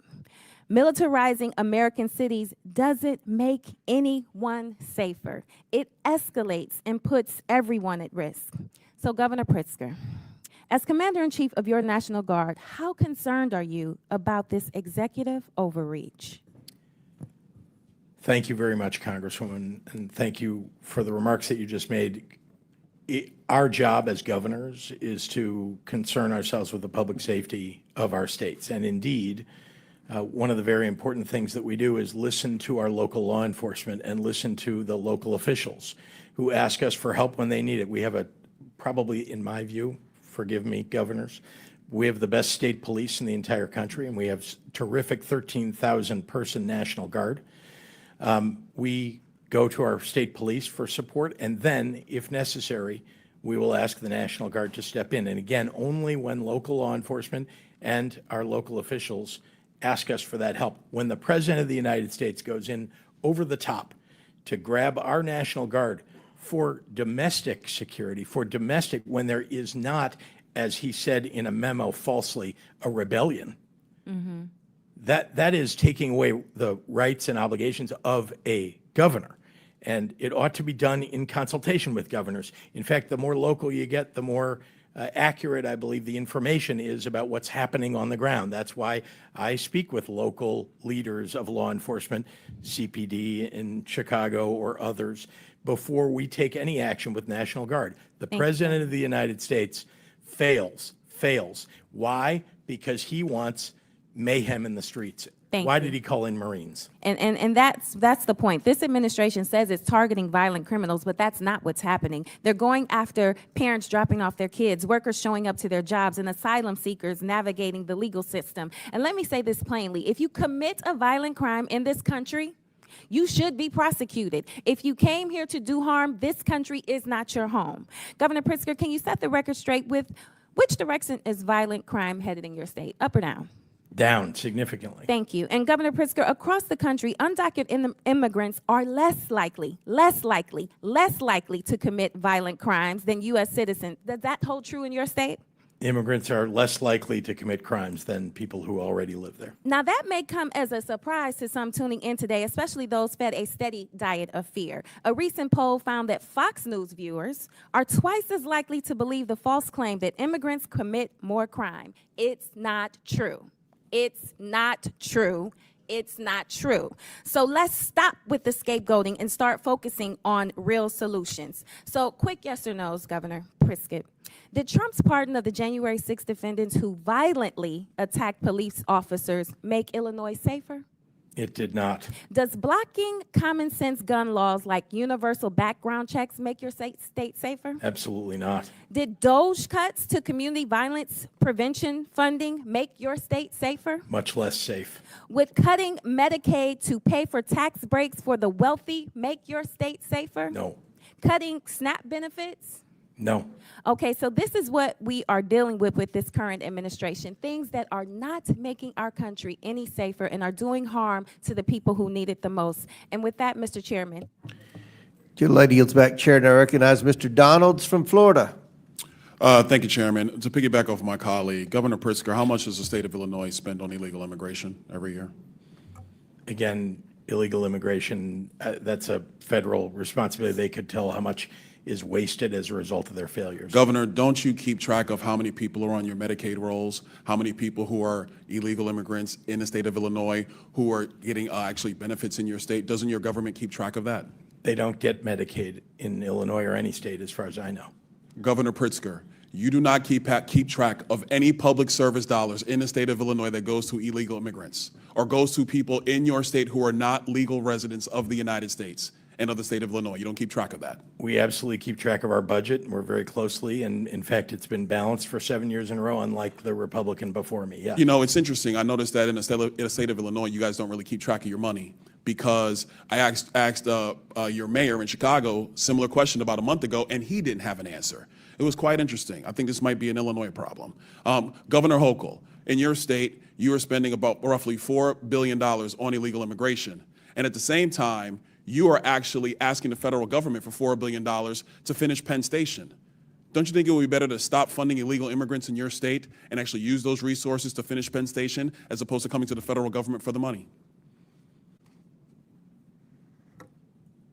Penn Station is owned by Amtrak, not by the state, so it's an appropriate use of their dollars, and Donald Trump has agreed to spend upwards of $7 billion. I appreciated that very much. What we spend on immigrants, the immigrants who are here hardworking to live a life and working on our farms and taking care of our parents in nursing homes and taking care of our children, they have been coming here for 400 years. And we don't keep track of individuals based on their status. We make sure that people have services so we don't end up with an unexpected. So essentially what you're telling me is that you keep no track of money that is going to people who are not legal in the United States, resources that are taken away from New Yorkers, resources that are taken away from Illinoisans. You guys do not keep track of any of this. You know what's really challenging is that many people came here with legal status. I mean, temporary protective status, 300,000. Do you all of a sudden they wake up one day and it's do you gone. go along with the strategy from the Biden administration, which massively expanded immigration protocols that overwhelmed your city and overwhelmed your state? Do you agree with that? We call for secure borders. We call for this body to I do never its remember job. you calling for secure borders at Nope, all, Governor Hochul. We certainly have. That We doesn't certainly sound have. like him to my Many- memory. Many conversations I had with the White House. And we asked for federal resources. I mean, you're putting a federal problem on our laps, and you know what? It gets old after a while. I wish you would just do your job. If your here party and actually would pass do the job meaningful of reform. securing the nation the way President Trump has now had to do twice, we wouldn't be in this predicament. Wouldn't you agree?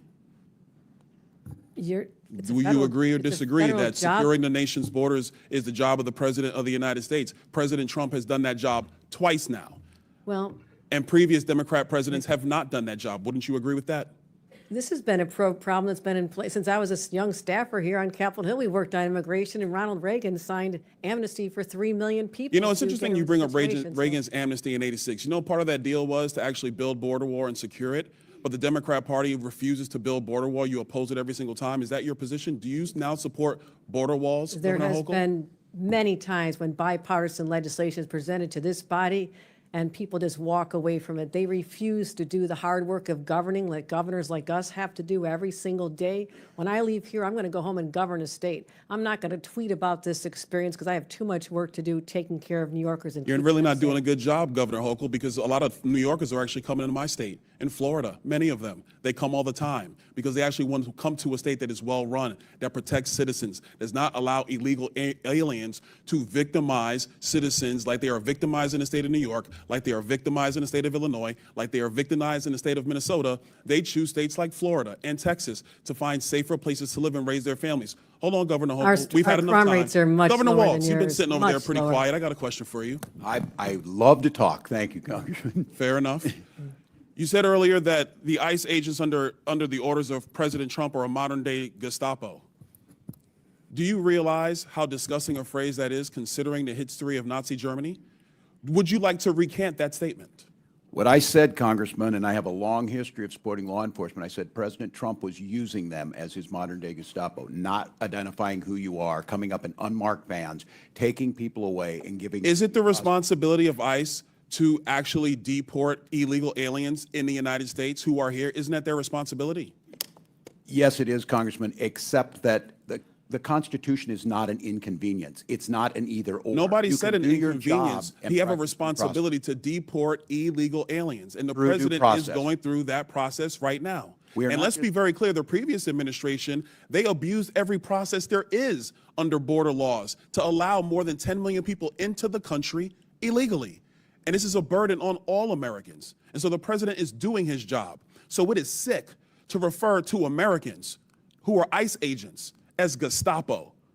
Governor, you're wrong. You need to apologize to these agents. They're doing their jobs. They are Americans. They serve this country with honor and decency and respect. Do not diminish their work simply because you tried to make a cheap point that you could tweet. I yield back. Chair now recognizes Ms. Stansberry from New Mexico. Thank you, Mr. Chairman. Well, some interesting theatrics today. Welcome, everyone, to the Oversight reality TV show. I know Mr. Trump loves himself some good TV, and today is not disappointing. And in fact, I want to say welcome to some of the members who've showed up to this committee who I've never seen here before. It's great to have you here in the hearing room with us. Now, before I get started on the topic at hand, I want to take a moment to speak directly to the immigrant community who might be watching and listening today. I want to say to everyone out there who is living in fear, we see you, we love you, we respect you, and we are fighting for you and every community that is being targeted by this administration and this Congress. We also want all of you out there to know that you have rights.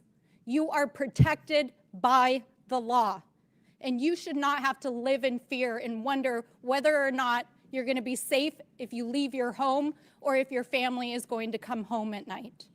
We see you. We are fighting for you. You have rights. Now, let's turn to the situation in California, which, of course, much of this hearing has focused on. As someone from a Marine veteran family, let me be clear. Marines are combat troops. They are highly trained, highly disciplined, lethal fighting force combat troops, and they should never, never be deployed against the American people who are exercising their constitutional rights. This is a gross and disgusting abuse of power. A disgusting abuse of power by fake tough guys who think that they can intimidate our communities while taking away their rights. And this is from the same man who dodged the draft and called our military service members suckers and losers. That's your commander-in-chief. And here, these folks here and the president want to say they're for our military and our veterans while they're illegally deploying service members, violating state sovereignty, gutting the VA, firing generals and lifelong service members. And you all want to sit in here and play like you're with the military and the American people while Donald Trump is planning to spend $45 million of your hard-earned taxpayer dollars on a fake military parade this Saturday that they can't even fill, that they put a super PAC ad on Craigslist to recruit citizens of the city of Washington, D.C. to go stand in the parade route. Congratulations, it's made for TV. But this is serious because this is an abuse of power. So I want to read a list of grievances: obstructing the administration of justice, refusing to assent to the laws for the public good, sending swarms of officers to harass our people, keeping standing armies without consent of our legislatures, transporting Americans overseas to be tried for pretend offenses. Mr. Chairman, I wonder, do you know where these offenses come from? No? Aw, that's too bad. Because it's actually the Declaration of Independence. That's right. It's the Declaration of Independence. And my colleagues across the aisle might want to bone up on that in the U.S. Constitution before they go attacking our communities, especially as we head into the 4th of July holiday and celebrate our independence from an abusive and mad king. Because here in America, there are no kings, and we reject people who believe they are. And no one is above the law, and we will hold them accountable. But I think it's very clear today, and I think it's been borne out by every witness that we have here, that what Donald Trump is doing is not only an abuse of power, an abuse of the military, an abuse of our citizens, but also, y'all should know this, while you're sitting here creating this made-for-TV moment, that 2/3 of Americans, according to the polling yesterday, are opposed to what Donald Trump is doing with both immigration and the deployment of the military in our communities. It's wrong, it's immoral, it's illegal, and it's a violation of our rights. And with that, I yield back. Chair recognizes Mr. Langworthy from New York. Thank you very much, Mr. Chairman. Governor Hochul, yes or no, do you think someone who's committed murder or rape in this country, in that they're here illegally, should have tools at their disposal to avoid deportation? As the governor, his It's a yes primary or- responsibility is to yes protect or the no people of question. New York. I'm Those sorry. crimes are abhorrent. I'm sorry, whatever response you prepared to give today dwarfs in comparison to your actions as governor. I would like to remind you of someone named Gianfranco Torres Navarro, an illegal alien and suspected leader of a violent Peruvian gang. He was tied to 23 murders in Peru and came to this country illegally across the southern border. He had his victims' faces tattooed on his body, and he was hiding in plain sight in Endicott, New York, for an extended period of time where ICE could not locate him. And why did it take so long to find him? Because policies like your green light law, which blocks ICE and U.S. Border Patrol from accessing critical DMV databases. In fact, it threatens the badges and threatens to charge with felonies any officer that shares that DMV data with federal agents. These agents rely on data to be able to know who they're pulling over on the side of the road. They're taking their lives into their hands every time they're trying to, keep our streets safe. The really sick irony here is that your government in New York, my home state, freely shares that same DMV data with the government of Canada at our bridges in you and my hometown. But it doesn't share that data with your American federal government. Why, Governor? You're misstating the green light law because I'm we not. are able to cooperate with federal authorities when there's a Why do crime you shield involved. the database, Governor? Anything they want from us related to investigating a crime This is is data available that's to needed them. in real time to enforce the laws on the streets. They can't subpoena these records from your government. And I've had these conversations with my county sheriffs all across the state of New York, state police. They want to work with the federal officials. They want to clean up these messes, but they can't because they are being threatened by you and our Attorney General that they'll take away their badge and end their careers. Been countless instances where we've cooperated with federal law enforcement. It happens on a daily basis. And so your characterization is just incorrect of how we provide information to people who ask for You it. share the database in its entirety with Canada, but you don't share it with the federal government. It's beyond belief. I mean, this is we give- denial and excuses, Governor. You know damn well that the New York State Sheriff's Association, the State Association of Chiefs of Police have both condemned the green light law.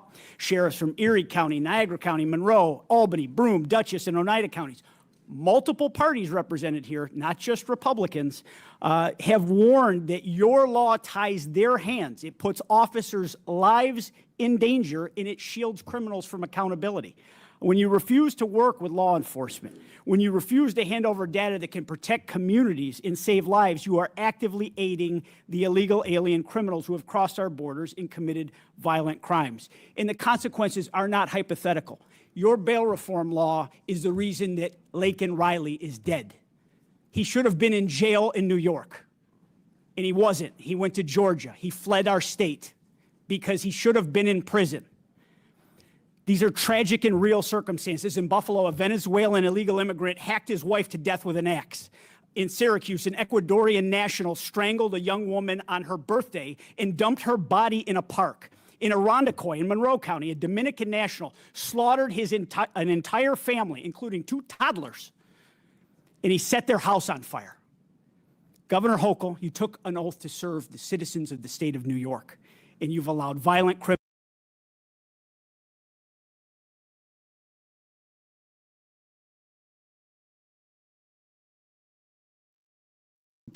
came here illegally to hide in plain sight and to avoid federal officials because of your support for the green light law. I mean, this is an abomination.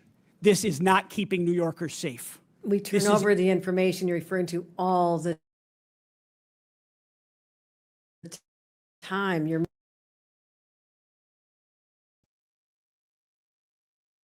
all the time. You're misstating the laws and its purpose. We cooperate all the time. As And much so- as I want to believe you, Governor, I believe the cops more. Well, I believe the cops that I know and I trust in our same hometown that are out there in the streets every single day. Your laws put lives in danger. Your law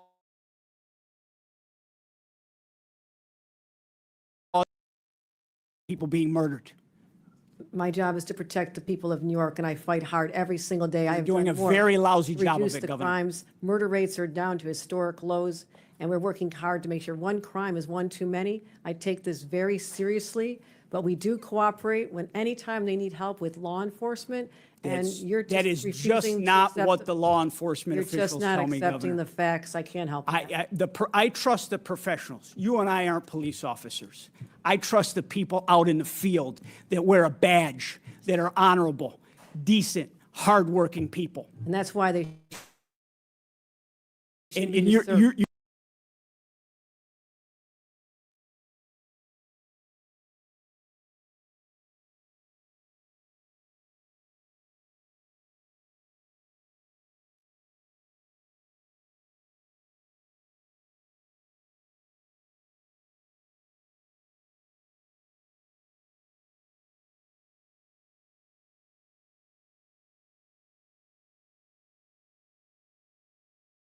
officer in the state of New York. You have a lot of gall to come here and criticize the president for using the National Guard to actually bring law and order to the streets of our country. When you sent those same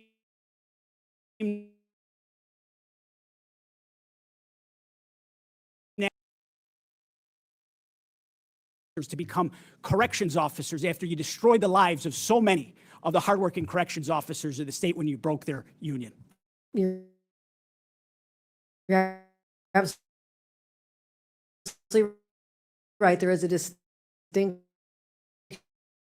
for the New York. The president is usurping the sovereignty of another state, of the 50 states, when he imposes the National Guard against the will of the governor. Just a Time has difference of expired. understanding of basic Sure. civics. Thank you, Mr. Chairman. I yield back.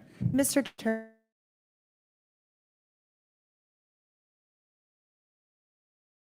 Chairman. First, I'd like to seek unanimous consent to enter into the record this article. Counties that provided sanctuary to undocumented immigrants saw falling crime rates, steady fines. Without objection, so ordered. Second, data shows sanctuary policies make communities safer, healthier, and more prosperous. Without objection, so ordered. And third, Trump team focuses deportation on immigration numbers, not criminals. Without objection, so ordered. Chair now recognizes Mr. Garcia from California. Thank you, Mr. Chairman. I want to thank our governors for being here as well. Thank you all for your service to your states and to our country. I want to just be clear, Donald Trump clearly and House Republicans are really not serious about helping our states and our cities. Before I came to Congress, I was a mayor and I worked closely with our police department, incredible men and women that worked really hard to promote policies that actually make the public safer. Now, during that time, our city actually reported some of the lowest murder rates in history. And I've been in close touch with our current police departments, our local sheriff, and local law enforcement. And I want to be clear. Donald Trump is intentionally provoking chaos, hate, and division. Now, Trump is trying to intimidate. He's using our military to create fear, and there's no legal justification for his actions. I strongly believe he's trying to keep American citizens from peacefully making their voices heard. We just had a demonstration in my hometown of Long Beach, California. Over 500 people showed up. There was no vandalism, there were no arrests, and it was peaceful, and I want to thank them. Trump is trying to make it very clear that this is about intimidation. I believe he's fueling violence on our streets because he thinks it's politically helpful to him. And I actually want to remind our committee that when Donald Trump was president in 2020, that's actually when we saw surges in violent crime across the country. They increased under Donald Trump's watch. We should be focused on actual public safety threats, but we know that Donald Trump is taking federal law enforcement away from actually investigating serious crimes and cartels. And if you ask any police department, police chief across the country in your states, they will tell you they want their police focus on the issues in their neighborhoods, in the state, traffic violations, speeding, domestic violence. Those are the issues that people want to see addressed. Law enforcement should be focused on those issues, and I know the governors agree. Back in my home district in Downey, California, we've had agents just yesterday grab people in front of churches, their houses of worship. Agents refused to identify themselves and show warrants. An elderly man was dropping off his granddaughter at their local church and was detained in front of the property and the family. That is outrageous and should be disturbing to every single American. And we know this does actually nothing to protect the public. But this, of course, is Donald Trump's playbook. He doesn't care about the safety of the American people. He fuels hate and fear. It's no coincidence that Donald Trump is fueling chaos. At the same time, he's advancing legislation which the American people know is completely toxic and harmful to this country.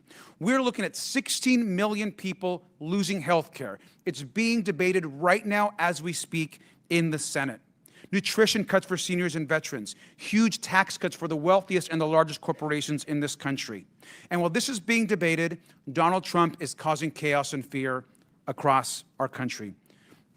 I want to ask the governors in the remaining time that we have. It is clear that health care and these impacts of this bill will impact all three of your states greatly.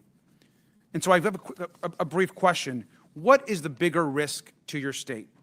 Ripping away health care from millions of people across the country, thousands and thousands in your own states, or the law-abiding, working, undocumented folks in your states? And I'll let you each go ahead and give that answer. We'll start with Governor Pritzker.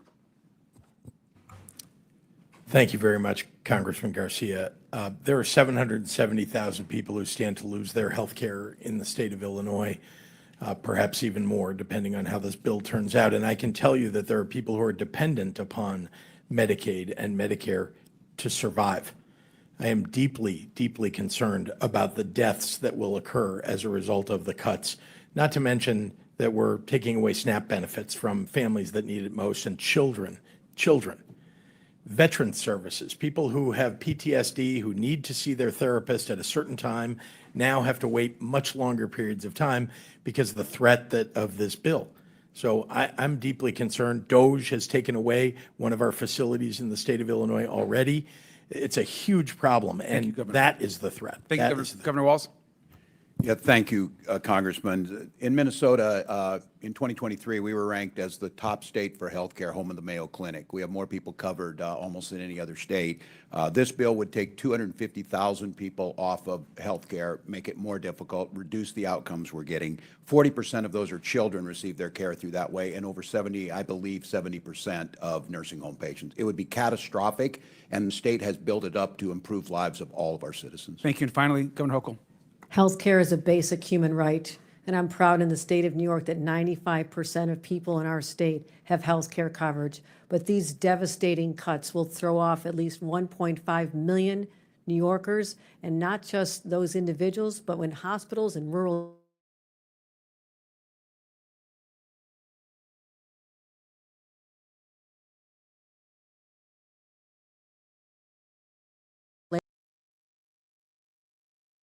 will lose important services. So this will have a ripple effect through our economy and hurt more than just the people who lose their Medicaid. And it is devastating and absolutely unwarranted. And we encourage everyone to stand up, speak up on behalf of their constituents, especially those from the state of New York who represent rural areas. They're counting on you. Thank you. Governors, I thank you, and I yield back. Chair now recognizes Mr. Biggs from Arizona. Thank you, Mr. Chairman. I get a kick out of you sanctuary state, county, city leaders who talk about having to deal with the border crisis. Cracks me up, actually. But at least, Governor Pritzker, you did call it a crisis in your statement. I appreciate that. Ultimately, as you said in your statement, you received 50,000 illegal aliens into Cook County. And Governor Hochul stated that New York received about 220,000 illegal aliens. That's fantastic that you know those numbers roughly. Now I want you to imagine you're a southern Arizona community of about 80,000 people, sitting right on the border. And over the course of the Biden administration, a couple of million people came through your little town. And I quote you, Governor Pritzker, Illinois didn't ask for this crisis. And I'm going to tell you, neither did Yuma, Arizona. Its lone hospital, only hospital, couldn't handle the influx, nor could its single food bank, its law enforcement, its schools, and other services and infrastructure. That was a failure, you're correct, on the part of the federal government under Joe Biden. That's all stopped now. That's all stopped now. Because it didn't take a new law, it took enforcement of the current law. But you know what drew a lot of those people? Because you might have been down there once. I've been down there dozens of times. I've taken more people from Congress down there than anybody else here. And you know what those people told me? They're coming here because they do. They do want. They wanted to get to places, and they would name Chicago, and they would name New York to me. And I'd say, why the heck are you crossing here and not crossing at Del Rio? Because you guys offered sanctuary policies. They believed that they would be protected in your jurisdictions. And now that these millions of illegal aliens are here, permitted to get here by the Democrats and the Biden administration, your jurisdictions actually hinder the enforcement of immigration laws because of the sanctuary policies you've adopted. And then you have the temerity to complain about the influx of illegal aliens that strain your social services. Well, you did that. That's not even an unintended consequence. That's what it is. So I'll ask you, Governor Walz, do you agree with Minnesota your Attorney General's opinion stating that it's not lawful for Minnesota counties to hold people for immigration authorities, even if there is an immigration warrant? Do you agree with his statement? That's his statement. It's not yours. I just want to know if you agree with him. Yeah, well, I know you know this, Congressman, that all 87 Minnesota counties follow federal law. I don't know Nothing- that. I just want to know. I haven't got the I chance don't to know that. Why explain would it. I know haven't that? got the I'm chance just to going by your explain Attorney General. I haven't He got the says not chance to to do explain it. it. Do you agree with the Attorney General? That's all I'm asking. The Attorney General is elected independently in Minnesota. Nothing in his opinion allows it. In Minnesota, So, could I- so are you telling me Congressman, you disagree with him? Could I Do you have 20 disagree with him? seconds just to say? I just want you to answer me the question. You're not answering the question. I served here, Congressman, and there's a respect to the witnesses to just be able to speak. Yeah, there is, and there should be respect, and that respect from the witness should be to Our answer the counties- question. Our counties and jurisdictions can do whatever they deem necessary. They have to be. Do you agree with for your federal- Attorney General? Apparently, we don't know, because you're not going to answer. You're going to be oblique about it. So, That's unfair characterization. I'm trying to answer. I'm not the Attorney General of Minnesota. do you agree with his memo? And you're killing time because you're filibustering. Do you agree with his memo? That's all I'm asking. Nothing. And you don't want to even answer it. You just say, oh, maybe yes, maybe no. I don't know. Let's go to you, Governor Pritzker. A lawsuit was filed against you in the state of Illinois, and you responded. Your response to the claim is that Illinois has a quote constitutionally protected choice not to assist federal authorities with deportation, close quote. Give me the constitutional reference you're making there. What are you referring to? Congressman, I don't know the lawsuit that you're referring to, and I don't know that I was the respondent in that lawsuit. I can say that This is from the response filed on your behalf. So you didn't read the response? Well, let me then ask you, if that is the response officially of you, how is that consistent with Arizona versus U.S.? It's not. How is it consistent with 8 U.S.C. 287 D3? It's not. Let's just cover it in the last 18 seconds.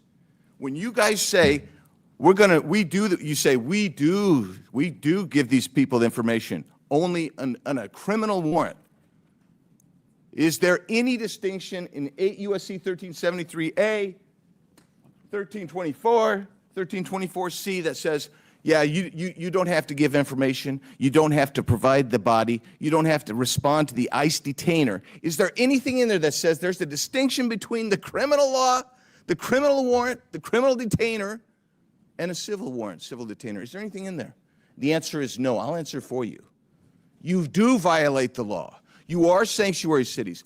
And every one of you sitting there, if you don't know that by now, you should know it walking out of here, that you are actually committing a federal crime every time someone does that, because you don't have the authority under federal law or under the Constitution to negate even a civil warrant for someone who's violated a federal offense when you get a detainer notice. Yield back. Chair recognizes Mr. Frost from Florida. Thank you, Mr. Chair. All over the country, people are protesting nonviolently President Trump's treatment of immigrants, and they are right to. And I think it's important that we are clear as leaders about what's going on in this country right now. There is no mass deportation campaign. Deportation is a process that is not being followed right now. What's going on is people are being snatched up in the middle of the streets, trafficked, kidnapped in the middle of the streets, trafficked to other countries without due process. Trump is taking blatantly illegal and inhumane actions to stoke protests and then escalating things from there. Over the weekend, he sent the U.S. troops to California. This is dangerous. First, the California National Guard without the governor's support, and now the Marines. The Marines are trained to fight and win wars, not to de-escalate a protest in the heart of an American city. Members of our armed services have sworn an oath to the Constitution. They didn't swear an oath to Donald Trump, and they're not his personal army. And so in the face of a wannabe dictator, we have to have strong opposition. First, the Trump administration says they're going to arrest judges. Then they arrested a judge.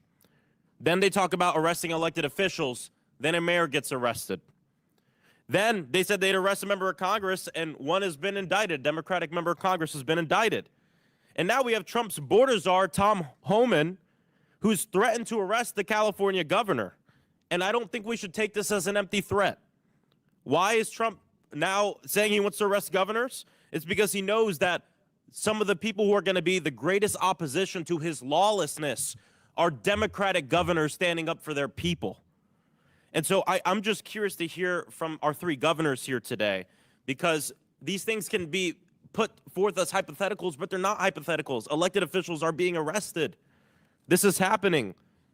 The DOJ is being weaponized against us. So if federal agents were to come to your door, to the governor's mansion, approach your security staff to arrest you. You have Tom Homan on the news saying, I want to arrest Governor Hochul, Governor Pritzker, Governor Walz. What do you do? What do you say? I'm just curious. Governor Hochul, if you can start. If Tom Homan comes to Albany to arrest me, I'll say, go for it. You can't intimidate a governor. What is this country coming to? When people can threaten us on social media and on cable news and try to stop us from doing our jobs, we're here on the front lines every day, fighting to defend our rights, our values, and the public safety of our residents. And so anything threatening our responsibility is an assault on our democracy, nothing short of that.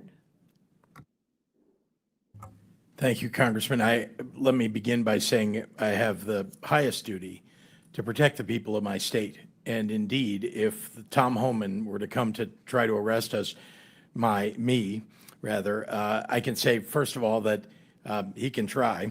I can also tell you that I will stand in the way of Tom Homan going after people who don't deserve to be frightened in their communities, who don't deserve to be threatened, terrorized.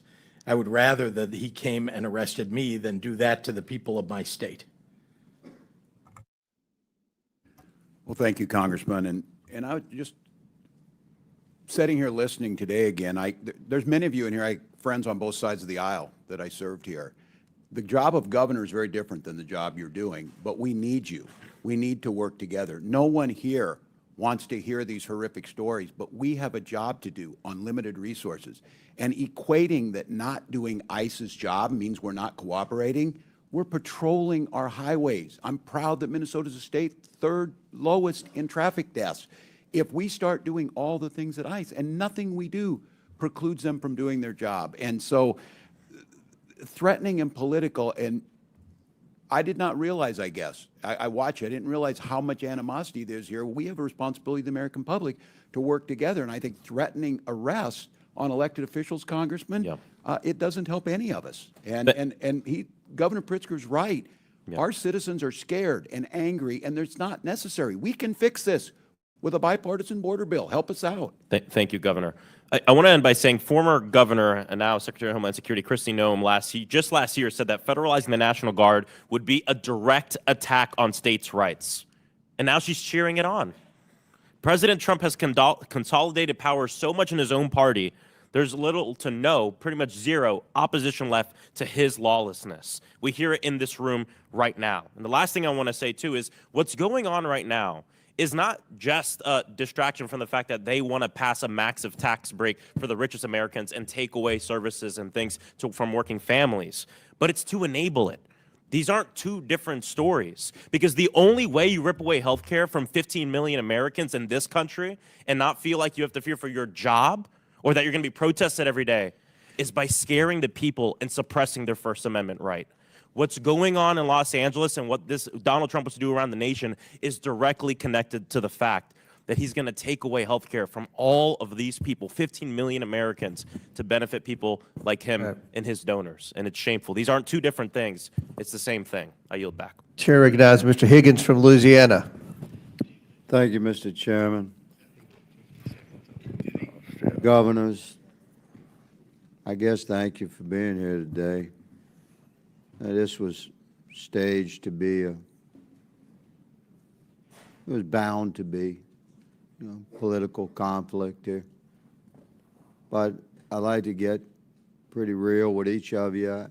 I know Governor Walz pretty good. He and I came to be, believe it or not, America, Governor Walz and I came to be quite friendly. I consider him a friend for many years. And it was fascinating that we disagreed on almost everything politically. I doubt there was a vote we had in common, but I'm pretty sure I could call Governor Walz and get a straight answer, even now, at least in private. But in a setting like this, it's difficult to get a straight answer because you're being viewed so closely. All of us are. So I'm going to try and be real with you. And Governor Pritzker, I don't know you. Governor Hochul, I don't know you. I can tell you that that you strike me as extremely political, and rather arrogant, quite smug, good lady. And this is a serious topic, man. We have hundreds of thousands of Americans dead from fentanyl that came across our border. Our nation suffered generational trauma for 4 years from open border policies. And we listened in ad nauseum, speech after speech after speech about how Mayorkas, who struck me as equally smug in many horrific meetings, said we need more money, we need more laws. We never needed more money. We never needed more laws. We needed an executive branch that had the will to enforce the law and thus end the trauma that the American people were continually suffering at our southern border. Now, the impact of that policy remains, and sanctuary cities are a large part of this thing. Now, I don't know the life of you three, your background. I don't know if you've held the hand of a mother or father had to deliver to them the news that their child had been killed by a violent criminal. Prayed with that person, but I have. And the victims of crime commonly have a simple refrain. Why? Why? Why did this happen to my family?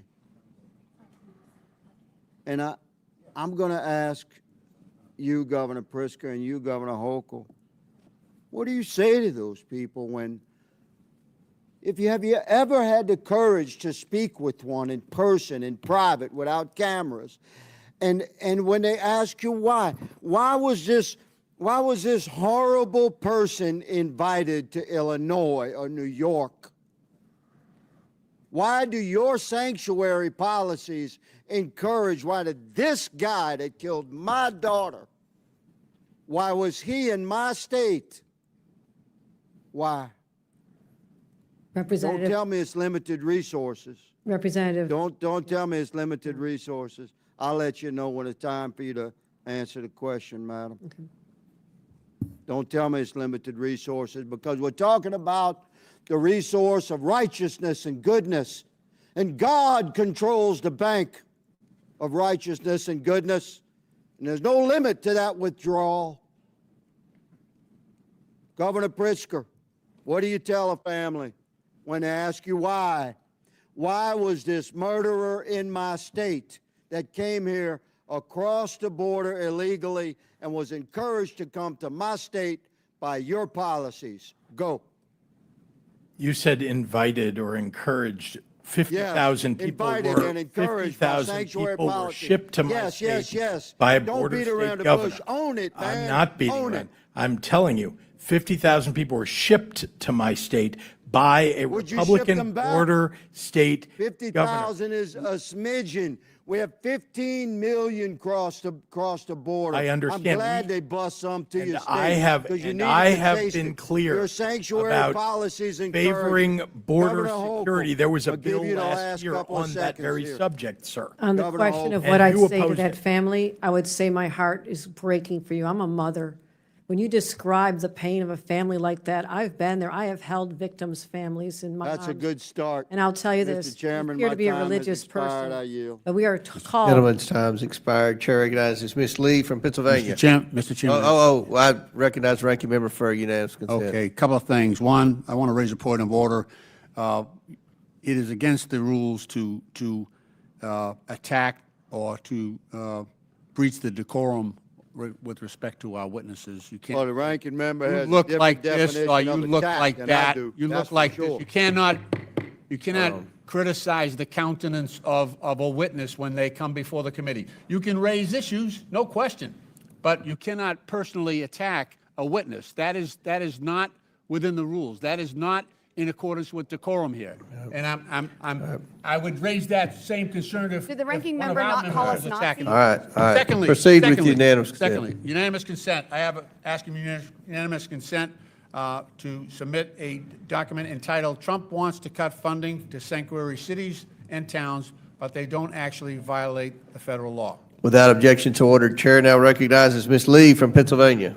Yeah, thanks, Mr. Chair. It's always funny the lack of decorum that we get, and people we do drop the gentleman act here oftentimes when attacking women who aren't able to defend themselves with equal time. But that's kind of the theme here, right? Attacking Americans or people who are not able to defend themselves, or at least who Republicans hope can't defend themselves. And that's what we're seeing essentially in Los Angeles. So I would say that this hearing is quite timely.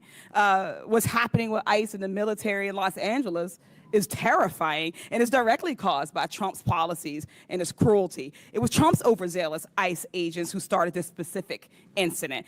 And now they want us to get bogged down in arguing over the right types of protest or the right types of way or the right way to defend yourself, the mythical perfect type, so that we could ignore that Trump is the one who is escalating all of this. Trump is the one who ordered in thousands of National Guardsmen over the objection of Governor Newsom, something that hasn't been done since 1965. Trump is the one deploying Marines, not on an enemy abroad, but on the American people who are exercising their First Amendment right in this instance. The only opportunity that they have to defend themselves against lawless lawmakers who are imposing cruelty upon them.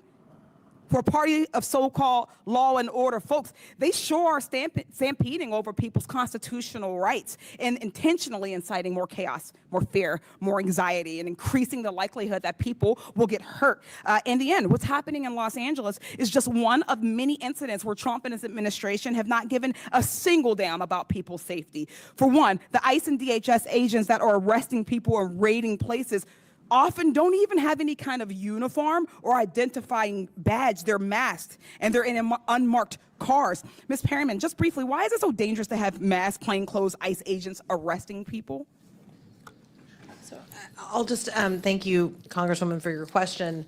I'll go back to what I said before, that we know our Constitution recognizes and our country recognizes the importance of trust between local law enforcement, the federal government, and governors. And what we're seeing here is a breach of trust. It's an escalation, and it's dangerous for the American people. Trump said he was only going to go after undocumented criminals, but that's clearly not the case. Whether through incompetence or straight up racial profiling, ICE and DHS agents are wrongfully arresting U.S. citizens. We've talked about it today, and catching these mistakes often happens too late. after an American citizen has already been illegally thrown into another country, and Trump's administration is doing nothing to get them back. These agents are also going into previously protected spaces, as we've discussed, like churches and schools and hospitals. DHS agents tried to get into an elementary school by lying that they had the permission from the parents. That is a cartoonish level of evil. ICE also arrested a Massachusetts high school senior, Marcelo Gomez da Silva, on his way to volleyball practice.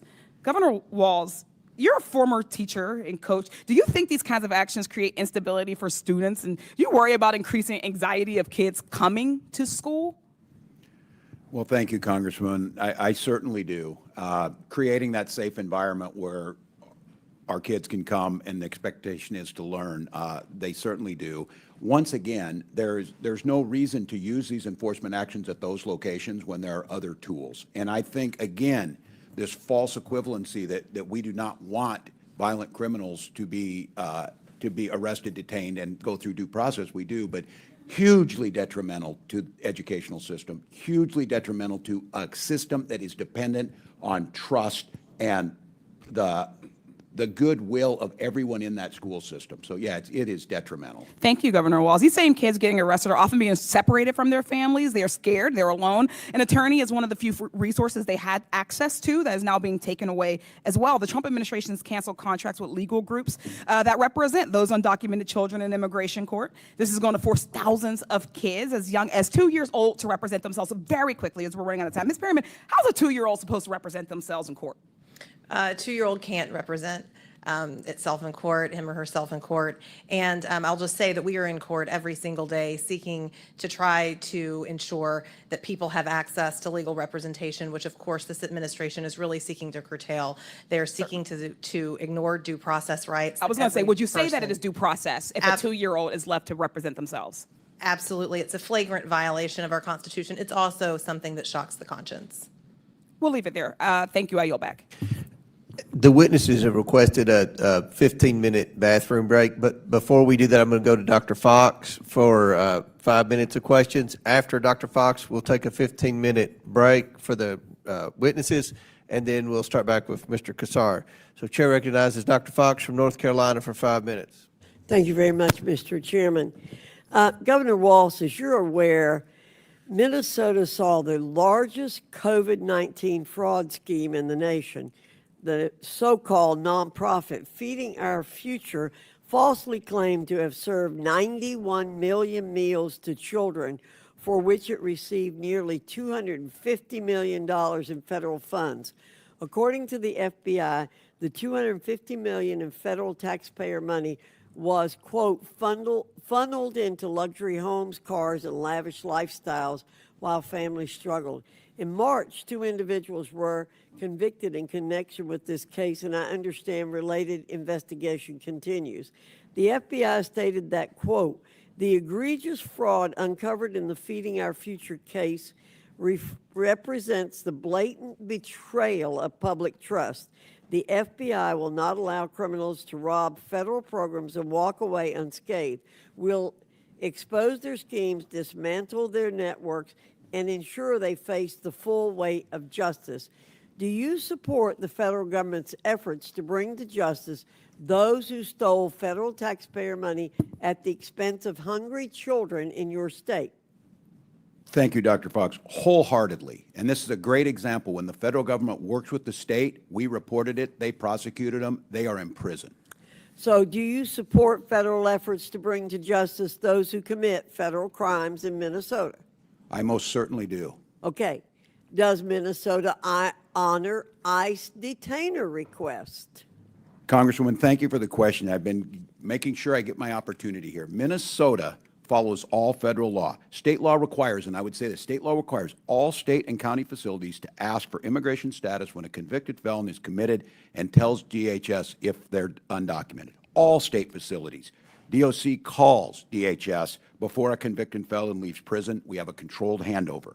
Well, how can we be sure that your state is serious about cooperating with the federal government to enforce our immigration laws?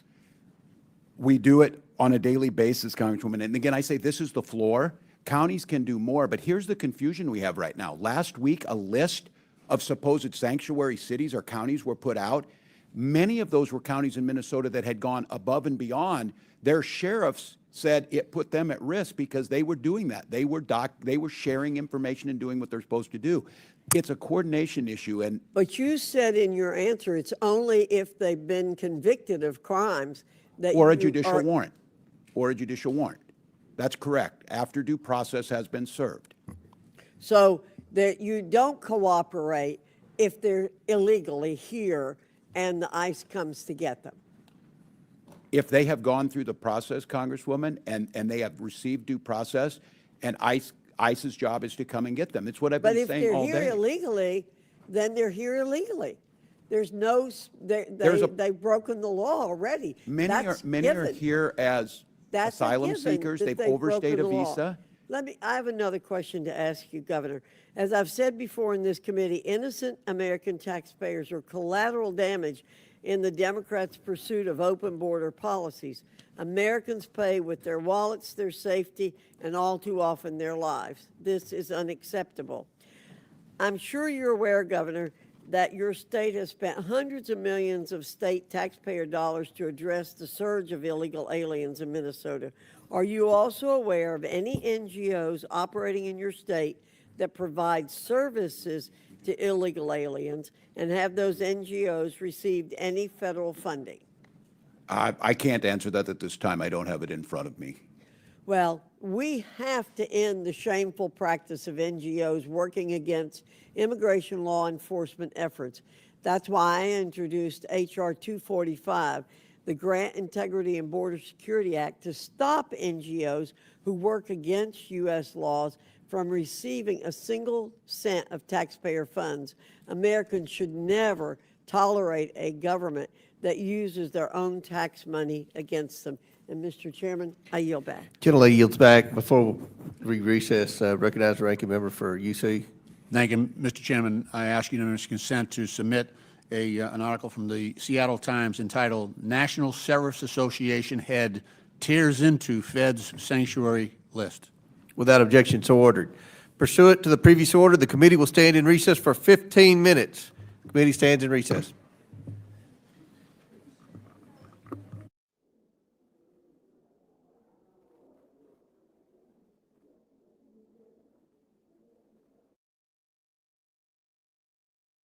Was it your administration or was it the Trump administration that jailed an American for days, alleging he was in the country illegally, despite him being a U.S. citizen? I believe that was the Trump administration. That's correct. That was the Trump administration. Governor Hochul, was it your administration or was it the Trump administration that arrested a totally innocent U.S. citizen, pregnant woman who wound up in the hospital after her detention?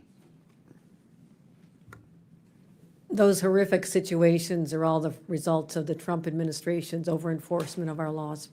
That was just this week, and that's correct. That's That right. was the Trump administration. Let me be clear. Democratic governors who are trying to protect the rights of all of us are not the real danger that we face. Donald Trump's reckless immigration policies are what is putting us at risk, U.S. citizens included. Trump and his puppets here in Congress put out a constant stream of lies about immigration. So let me summarize what is really going on here. Trump has ordered law enforcement agencies to focus not on violent criminals, but on indiscriminately rounding up as many people as possible. Trump is targeting people going to work at Home Depot and 7-Eleven, ignoring gangs. Trump is targeting people trying to follow the rules and go to a court hearing, ignoring those who commit real violence. And then there's the kids. Imagine just for a moment that they're your kids. Law enforcement raids at our schools. Kids with their hands zip-tied behind their backs. Multiple U.S. citizen children with cancer deported to foreign countries, separated from their treatment, their care, and their doctors. This is not just about immigrant families. Donald Trump is undermining the rights that protect all of us, no matter who we are and where we come from. People are being arrested without ever having been accused of a crime, held for days without contact with their families or their lawyers, people being deported in violation of judicial orders. Trump also is going after anyone who dares try to put up guardrails against this, arresting judges, arresting mayors, arresting members of Congress and union leaders. This is not law. This is not order. This is chaos, and it's dangerous for all of us. Around the country right now, people are peacefully protesting to show the world the awful things the Trump administration is doing, tearing families and communities apart, ignoring the rule of law, making us all less safe. And please know, if you're one of those peaceful demonstrators, I hear you. I see you. I have your back. So many of you are suffering because someone you love is terrified or has been unjustly taken away from you by this administration. But Donald Trump does not want people to hear your message. That's why he's taken National Guard troops and the Marines away from their jobs and has sent them to Los Angeles, breaking all the rules about how protests like this are handled. Trump and Governor Abbott have even sent troops to my district in downtown San Antonio, a place that has been perfectly orderly and peaceful. Because, as always, we know Donald Trump is trying to stoke up chaos and division, and he doesn't care who gets hurt in the process. He wants to start a fire, pour gasoline on it, and blame somebody else for the flames. So if you're watching at home and you see images of disorder or chaos in the coming days, remember this: it's Donald Trump's fire. It's him who lit the fire, and he does not care if the rest of us get burned. I yield back. Gentleman yields back. Chair now recognizes Mr. Fallon from Texas. Thank you, Mr. Chairman. Governor Welch, would you say that one of the most important things any governor, or quite frankly, any elected official can do is to keep their citizens and constituents safe? I would, Congressman. Great, I would agree. And I ask this because when I was reading your bio that you provided, nowhere did you mention the safety and security of Minnesotans or fighting crime or supporting law enforcement or, for that matter, the rule of law. So I want to take you back to 2020. You were the governor of Minnesota. There were summer protests. You referred to them as peaceful demonstrations. In hindsight, would you still stand by that? Were they mostly peaceful? Congressman, after the murder of George Floyd on the streets, thousands gathered in the streets. Were there those that... But, Governor, were they mostly peaceful protests? The vast majority certainly were. Those that weren't... So why would you have to call out the National Guard for mostly peaceful protests? They weren't all peaceful protests. Okay, so they weren't, all right, mostly. So, Governor, the total damage in dollars, what was that in Minnesota for the peaceful protests? I don't have that in... All right, according to the insurance industry in Minnesota, they put the number between $1 and $2 billion, and your own state Senate put the price tag at $500 million. So if that's a peaceful protest in Minnesota, I shudder to think what a violent one would cost. Governor, I'd like to keep things simple.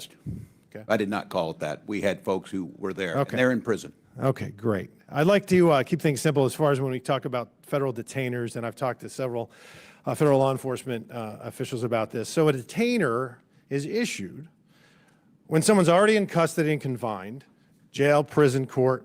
It's not somebody just plucked off the street randomly, and there's really three conditions, and it's and/or probable cause that a foreign national is subject to removal from this country, final deportation order has been issued, or it's a foreign national that's been convicted of a crime and is about to be released. So sanctuary states won't cooperate with federal law enforcement. In Minnesota, do you cooperate sometimes, never, or all the time? We follow federal law in all 87 counties and all the jurisdictions. Some of them do honor detainer requests. Some do and some don't. That's correct. Okay. Counties have the ability. Okay. So, Governor, would you commit here and now, and this is really simple, I think it's commonsensical, to compel state and locals in Minnesota to cooperate with all federal detainers issued by federal law enforcement when it involves a foreign national that's been convicted of a felony? And I'm talking about kidnappers, rapists, child molesters, murderers, predators, parasites, scumbags. In all those instances, instances, of a felony being held by my state corrections, every time we call every single time you're going to do that. Every time we in call Minnesota, them and have them come pick it up. What I would ask you to commit to is, are you going to fund ICE's what they don't pay us on detainers. Well, listen, on detainers and in ICE, I don't call them the Gestapo. And this is my definition of Gestapo, Governor. Real Nazis from 1933 to 1945 that facilitated and participated in the murder of millions. I don't call federal law enforcement officers Gestapo. You were recently quoted. Where's the apology? Donald Trump. Oh, no, Donald Trump didn't. Listen, Donald Trump's not here. Yeah. You are, Governor. Yeah. You're a big boy. Put your big boy I would pants on. ask, don't wear masks, identify who you are, don't pull up and under. Governor, you called them Gestapo. Will you apologize for that? And don't pull people. Will you apologize for that? Congressman, my job, I'm a history. Okay, so you won't. Okay, we're going to move on. No, historical Mr. reference. Chairman, I reclaim my time. If you won't answer the question. I think that's hyperbolic demagoguery. I mean, you said that in a speech, maybe you got a little carried away. I don't know if you apologize for that too, that you were, quote, going to kick Republicans' asses. I mean, I didn't say that. You said it. And that's dangerous rhetoric, especially when you use Gestapo. That's lazy too, and it's terribly inaccurate. The fact of the matter is, again, time and again, you've excused violence and you use dangerous, irresponsible rhetoric. And you can choose between being on the side of law enforcement or the side of vicious criminals, and you've chosen the latter time and again. I don't know why. Maybe it's because you want to impress your limousine liberal friends when you're eating wine and cheese, or you're getting your coffee every morning at the hemp store. I don't know, but I think it's ignorant, and I think it's culpable, and I think it's disgusting. And I can see why the American people on November 5th made it a very bad night for you and a very great night for our future. Mr. Chairman, I yield back. Chair now recognizes, is Ms. Crockett here? Okay, then Chair recognizes Mr. Bell from Missouri. Thank you, Mr. Chair, and our witnesses for being here today. I think that it's important for leaders to be honest and understand the nuance of issues. And as my grandmother used to say, all the easy problems have already been solved. We're left with the tough ones. And so it's important to our constituents that we're explaining the nuance in these issues. And this hearing is yet another attempt at dismantling the system of power and the rule of law in America. The administration's threats to withhold funding and resources from states to coerce them to adhere to federal immigration law is unconstitutional, period. The deployment of federal troops without authorization is unconstitutional, period. Masked, unidentified ICE agents snatching people off the streets is unconstitutional, period. And since my colleague brought this up, Governor Walz, I'm a former prosecutor. Is it good precedence to allow masked men to show up and take people off the streets, not even identifying themselves? No, and it also puts law enforcement at risk. Absolutely, and there's this criminal element who might say, we can kidnap people, we can rob people, come with masks, identify ourselves as ICE, and someone may not know what they can do. Is that correct? Well, if I'm not mistaken, I thought yesterday I saw that very thing happened.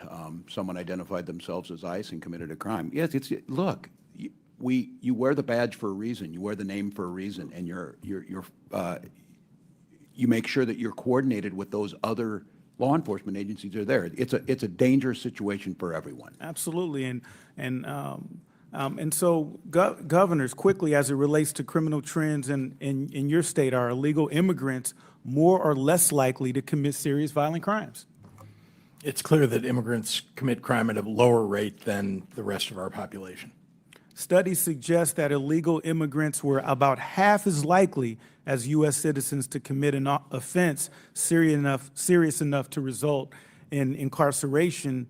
And it seems to me that we're redirecting critical resources from communities to address immigration when statistically immigrants commit less serious crimes, and this misalignment risks undermining community stability by deprioritizing other high public safety concerns, which you all have to deal with. And so I'd like to ask quickly too, Ms. Perryman, are you familiar, and I'm not sure if you are because this was out of the State House in Missouri, are you familiar with the Second Amendment Preservation Act? Is that the act, Congressman, where the State House in Missouri sought to pass a law that it would not cooperate with federal law enforcement? Particularly with gun cases. Yes, ma'am. And so I'm a little confused, and I'd love for my Republican colleagues to clear this confusion up. On one hand, when it involves immigration, they're saying that that states like yourselves should do the job for them, reallocate resources from places that you're doing tremendous work in to do the federal government's job. But when it comes to gun violence, Missouri passed a law forbidding local police from cooperating with federal law enforcement. And so I got to ask, in your respective communities, is gun violence a problem? Governor Hochul.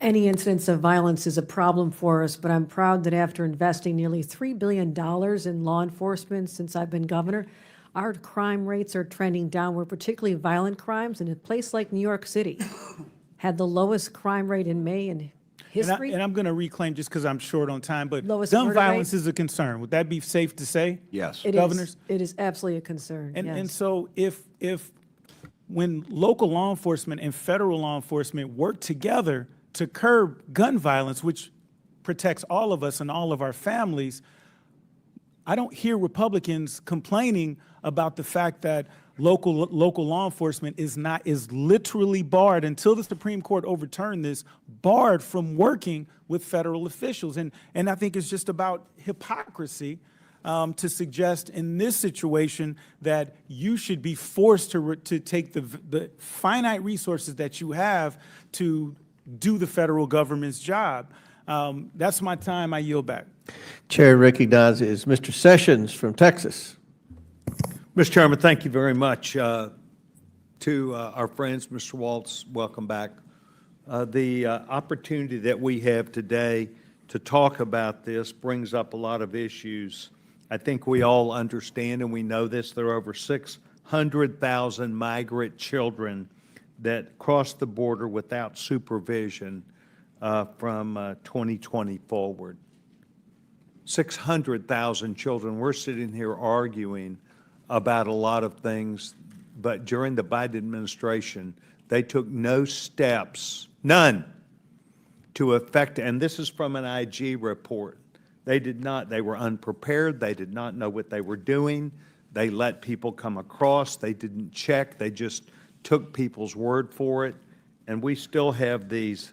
Of those, 233 migrant children were never even given dates to appear in an immigration court. No dates by the Biden administration. Here, come on in, here you go. I would suggest to you that each of you are participatory for bringing people because of your words of New York is open, Illinois is open for business. We want you to come.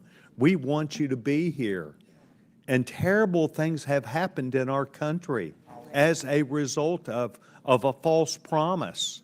I know you're perfectly willing to pay millions of dollars to people out of your own coffers, but the bottom line is they came through Texas and other areas, and it caused a great deal of carnage and harm. And these migrants are in trouble. They're in trouble, the entire pathway to be taken advantage of and to cause harm, not just to themselves, but other people. I would submit to you, all three of you have encouraged people to come, and the numbers are stunning about the numbers of not just people that got caught, but those people that came here who have criminal records, and they appear on terrorist watch lists. And I would ask each of you, are you aware that when you put your open Come to America sign, come to the state of Minnesota, come to Illinois, come to New York, are you aware that you were doing that where there would not be a background check, where there would be people who would openly hear this who were criminals and terrorists?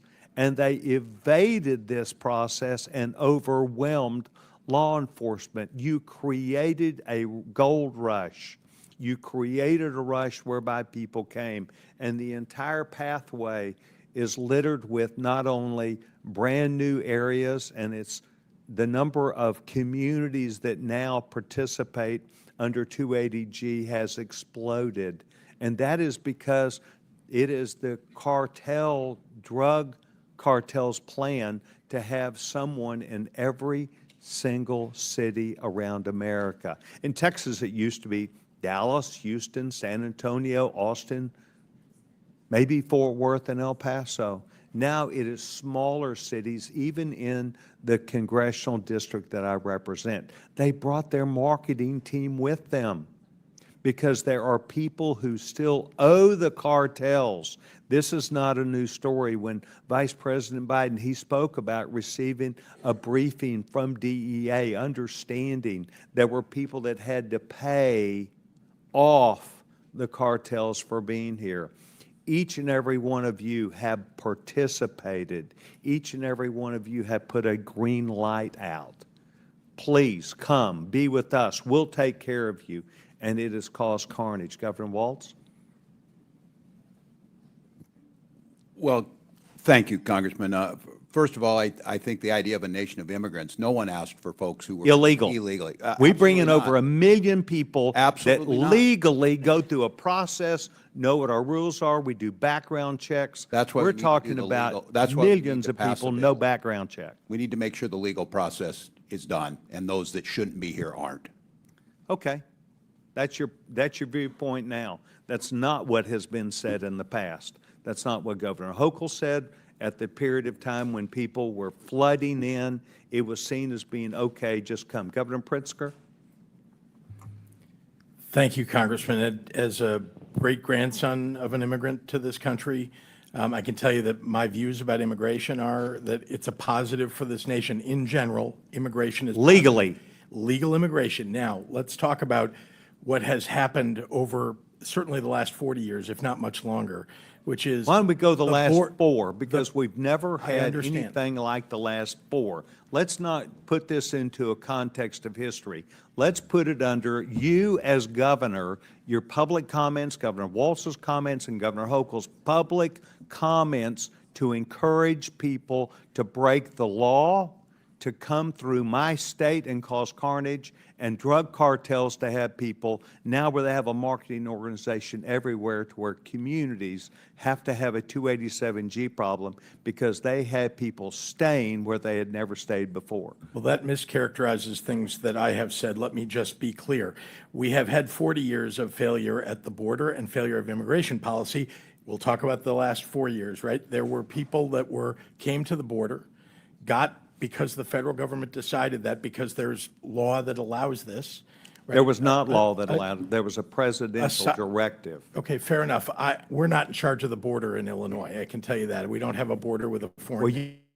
Well, we have Lake Michigan between us and Canada. Of thousands of children that would come. Governor Hochul. We had 50,000 people who came from Texas because they were shipped to us. And let me tell you, I was in favor of helping them find helping Texas, indeed, find a way to provide for them. We, as a nation, should be welcoming people to this country. Not illegally. And handling. That's the difference, and you need to say that. Mr. Chairman, I know my time is up. I'd like to ask unanimous consent to enter to the record United States Department of Homeland Security Management Report, August 19th, 2024, March 2025, where unaccompanied alien children.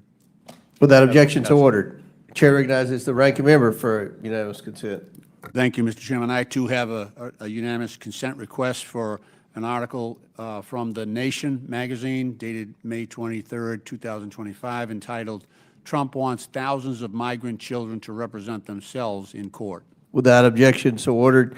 Chair recognizes Ms. Tlaib. Thank you, Mr. Chair. To all the witnesses, all of our governors, thank you for being here. I want to start with questions, just really quick, yes or no. Do you believe in due process for everyone, no matter their immigration status? I do. I do. Yes. What if they didn't vote for you? They're not I still allowed. support them. I Doesn't represent matter, right? everyone in my You know, they disagree with you on immigration. They disagree with you on climate, LGBTQ, right? All of you? We take care of everyone who lives in our state. So what about Palestinian human rights? I'll start with you, Governor. Yes, Support. Human rights for everyone, yes. Do you believe they Palestinians. deserve due process, even if you disagree with them on Palestinian human rights position? Yes. Governor? Yes, we have, and by the way, we have Well, the Governor largest Hochul- Palestinian American population. Oh, I know. in the I'm aware of country, that, in Cook County. sir. Yes, ma'am. Governor Hochul, how about you? Yes, we do. Your constituent Mahmoud Khalil is still in ICE detention. Are you aware of him? Very much so, and I'm hoping he's returned home on Friday because. Yeah, he we're has been working on den- that. he So has been he's a legal denied due permanent resident. process. I know, this is important. He's a legal permanent resident. He was kidnapped over 3 months ago. And, you know, one of the things I want to do is, if I may, Chairman, submit for the record a letter from Mahmoud Khalil to his son, who was born while he was kidnapped and illegally detained by our country. Without objections ordered. I'm going to read a little bit from what he said what he wrote to his son. Quote, I waited on the other line, end of the phone, as your mother labored to bring you into this world. I listened to your pain breaths. Do you understand they had to put the phone next to his wife birthing his child while he was illegally detained? I listened to your pain breaths, her pain breaths, and tried to speak comforting words into her ear over crackling line. During your first moments, I buried my face in my arms and kept my voice low so that the 70 other men sleeping in this concrete room would not see my cloudy eyes or hear my voice catch. The cruelty of what is happening in our country. Everyone, to all my colleagues, should understand the human toll of separation of families. Read this letter, take a moment. And maybe Governor Hochul, sometimes I feel like because he's Palestinian, you didn't speak up enough. And I say that as a Palestinian American serving here in Congress. We all need to always support due process for everyone, no matter if you disagree with them politically or not. The judge said they might release him on Friday. You should use this opportunity, Governor Hochul, to redeem yourself and welcome that decision. I urge you to all protect your constituents' constitutional rights, no matter if you disagree with them politically, including the right to boycott. Right, Governor Pritzker? Including the right to protest, boycott, do whatever. That's right. I want to discuss the next item. This is person that is now, I believe, already on a plane to Colombia. This is Michael Bogoya Durante from Southwest Detroit. He was on his way to a field trip while local police racially profiled him, said, oh, he don't speak English, let me call Border Patrol. He spoke English just fine. That set in motion to separate him from his mother and his community. He was 3.5 credits away from graduating high school. To us, he was our son. Our son. He was not a criminal. He was trying to do the right thing. He had attorneys at a nonprofit legal agency. And you know, governors, I think about him and his trip, and he's there, and he's with all his friends, and he's trying to experience this beautiful thing that we all have experienced.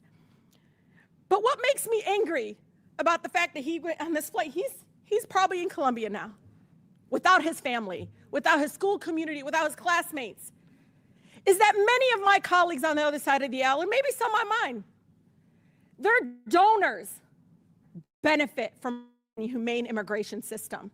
The President of the United States benefited financially and personally by having a broken immigration system that keeps our immigrant neighbors in a broken system that doesn't allow them to come out of the shadows. Why? Because that's cheap labor. Let's be honest. They're arresting dishwashers, people at Home Depot at work, and their donors benefit. You know it. The restaurant industry benefit. They know exactly what they're doing. If they even wanted to fix this immigration system, they'd go to the people that employ them. And we know it. Now, detention centers. Guess who's going to benefit from private detention centers and holding our immigrant neighbors? Their donors. So shame on us in bringing these governors here when we know exactly what is happening here. This is all for profit, all for cruelty, and fear and division. Fix our economic system in our country. People are starving. People can't afford basic needs. And you're ripping our loved ones away from us because you don't have the courage to fix our broken immigration system. It's been inhumane for decades. Shame on us, both Democrats and Republicans, for not doing what's right in this chamber and doing what is right for the American people and making sure we're not separating families. With that, Mr. Chair, I yield. Chair recognizes Mr. Palmer from Alabama. Thank you, Mr. Chair. First of all, I want to point out that under Article 6 of the Constitution, the Supremacy Clause, that by declaring your states sanctuary states, you declared your intent to violate federal law. With that, are you aware that illegal aliens with known ties to terrorist organizations are now residing in the United States? That's a yes or no. Quickly, yes or no. Governor Walz. I don't have firsthand knowledge, but I would assume You should yes. have. Governor Pritzker. I know that's been alleged. I don't have firsthand knowledge myself. You should have. Governor Hochul. My Joint Terrorism Task Force surveillance has surveillance. Ma'am, that's a yes We're or aware. no. Either you know or you don't. We are aware. That's amazing, considering that the Customs Border Patrol reported just in fiscal year 23, 736 encounters with illegal aliens with ties to terrorist organizations. And there's it's 2.2 million estimated gotaways. We have no idea how many known terrorists are in our country. Do you support the arrest and deportation of illegal aliens with ties to terrorist organizations? A yes or no? Governor Walz. If due process is given, certainly. Governor Pritzker. Exactly. We need Governor due Hochul. process before we Hochul. arrest people. Yes or no? Anyone involved in a crime, we Ma'am, cooperate. yes or no? We cooperate when any Ma'am, yes crime or is- no? We cooperate You with any cannot crimes. give a straight answer, and the answer is you're giving safe harbor to people with ties to terrorist organizations. Are you aware of that? Let me tell you. You're shielding members of known terrorist organizations such as MS-13, Tren de Aragua, Brown Pride Azteca, Barrios Azteca, Serenos, which is otherwise known as SIR-13, and the 18th Street Gang. Those are designated terrorist organizations. Many of these are the people responsible for bringing fentanyl in that's killed, along with other drugs, killed over 100,000 people per year. We're no longer in a war on drugs. We're involved in a war with drugs. These are casualties.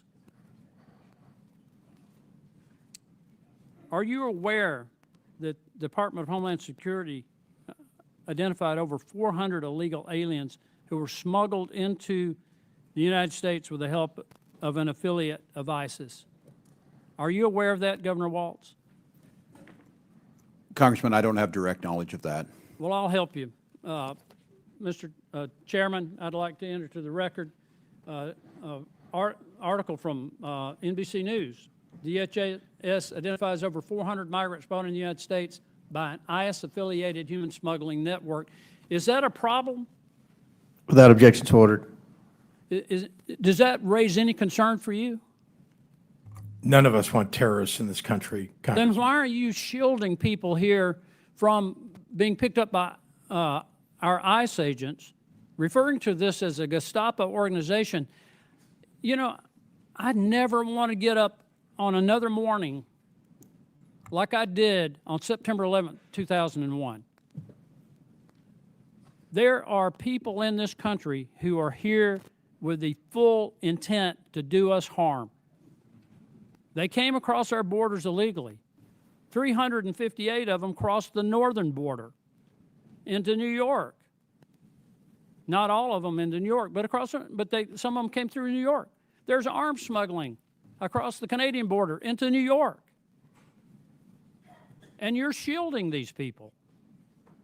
Are you aware that if just 1/2% of the estimated 15 million, 14.7 million to be exact, that came into our country illegally during the Biden administration, if just 1/2% are tied to criminal organizations or terrorist organizations, that constitutes more than the combined active duty forces of the Army and Marines? Does that not strike you as something that should be of great concern to us? Since you raised New York, I'd like to answer. Are you aware? We cooperate fully with all investigations, particularly terrorists. I mean, you Well, how do cannot you know say if they're 9/11 and not invoke How do you incredible know, emotion Governor from us. Hochul, that they're terrorists if you don't allow people to be picked up who came here illegally to at least give an account for their presence? We say How they do you should be vetted know at the if they're border. not part of that 400 that we know came in through an ISIS-affiliated human smuggling operation? You don't know. You're not even looking into that. You're pointing to an abject failure of the federal government to do its job to secure What our I'm pointing out borders. here is that your sanctuary policies now constitute a threat to our national security. We cooperate in all criminal investigations. You are engaged Always in have, always will. operations against federal government attempts to enforce federal law that I think now constitutes a threat to our national security, and you're in violation of federal law. That's 100% false. And charges for obstruction should be brought against each one of you for doing this. I'll leave that up to the Department of Justice. Mr. Chairman, I yield back. Chair now recognizes Ms. Crockett from Texas. Mr. Chairman. And Mr. Chair, Point of order, point of order. That was intimidation of the witness. Do you have a point of inquiry? Yes, I have a point of inquiry. State your point. Raising the prospect of charges against witnesses is a form of intimidation, is it not? Thank you. Thank you, and I withdraw the question. I appreciate it. Chair recognizes Ms. Crockett. Thank you, Mr. Chair. And thank you so much to our governors. And I want to say I apologize. I apologize for the abuse that you are facing in this committee that is supposed to be about waste, fraud, and abuse. And I also apologize for wasting your time because this is nothing more than political theater. Now, again, this committee is supposed to be about waste, fraud, and abuse. We did not have to have this faux creation of Doge. The committee itself, that is our job. So what I want to talk about is something that the American people may want to know, which is economically, how is this impacting them? These failed immigration policies that are only put on so that they can have a show because we have a reality show president who seemingly still believes that this is all about TV instead of real lives. So let me talk about something really quickly because I want to clarify something because I believe that all of you understand the importance of something like tourism. Are you aware, any of you, are you aware as to whether or not tourism in the United States is anticipated to decrease to the extent that we are estimated to lose $12.5 billion in international vendor spending in just the year 2025? I can answer as the tourism capital of the country. I assume you could. Tourism's already down. It is down in the North Country where the Canadians refuse to come over because of the hostility toward their country. It's happening in New York City. It's happening at our sporting events here, our theater. There's a ripple effect throughout our entire economy because of the change in attitude that our country, that once welcomed people from all over the world to visit and recreate and to live here, now feels like a very hostile place to them. It is going to have an economic impact on our bottom line without a doubt. So let's talk about it a little bit more. So I am supposed to have a number of FIFA games in Dallas. And I am fully anticipating that we are going to have a problem because I've been receiving phone calls that people don't feel safe coming here. And it's not the immigrants. It's this government that is making them feel unsafe. But let me also do this, because they love to cherry pick. They can find, any one person that has been killed. And if they've been killed by an immigrant, then God darn it, every single immigrant is going out and they are killers. And that is the problem. But they don't want to talk about white supremacy. I don't know how many hearings we going to have about the fact that there's been this one immigrant that killed this one person. And no, I'm not excusing any killings by them or white supremacists. But they haven't had these hearings. We didn't have a hearing on Buffalo and what happened there. We didn't have a hearing on El Paso and what happened there. We didn't have a hearing on Charleston and what happened there. So it's interesting that they pick and choose because it seems like they love to pal around with the white supremacists, and so they don't want to talk about certain other things. But economically, I want to make sure that we're making this point again because I know that Governor Pritzker, you were the beneficiary of a lot of things from the state of Texas. And a lot of people believe that Republicans are fiscally responsible, but instead they are actually fiscally irresponsible because what he spent was a whopping $221 million transporting people from Texas to your state. Something tells me that he could have done something else with that $221 million. In addition to that, I know that there's been some conversations about what's going on in LA, and they want to say that it's riots because they didn't want people to keep talking about, say, the Epstein files or whatever other drama was popping off between the president and his little friend. So they wanted to change the conversation to immigration because they feel like, well, the polling is in our benefit. But let me tell you something. If they cared about making sure we were going to be fiscally responsible, they would tell the American people that it cost them $134 million to send the National Guard to LA for the quote-unquote riots that the governor didn't ask for, nor did the mayor of LA ask for, and they sent them over there, and they say that they care about our service members, yet they sent them and they were laying on the floor. They did not provide for food. So I don't know why we would believe that, number one, they want to fix this. They don't want to fix this, because the brokenness is a feature, not a flaw of the system, because it is beneficial to them when it comes to campaigning. If they can't stoke fear, then why are they going to say have anybody vote for them? Because that's what people are doing. They're voting out of fear. But Ms. Perryman, we know each other a little well.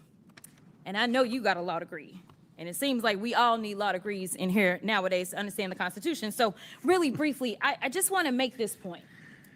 There is a certain person that was afforded, say, due process. But let's say if, say, Donald Trump had been charged with all of these cases that he got charged with in 4 different jurisdictions, if he wasn't afforded due process, there could have been a possibility that he just would have been locked up and thrown somewhere, right?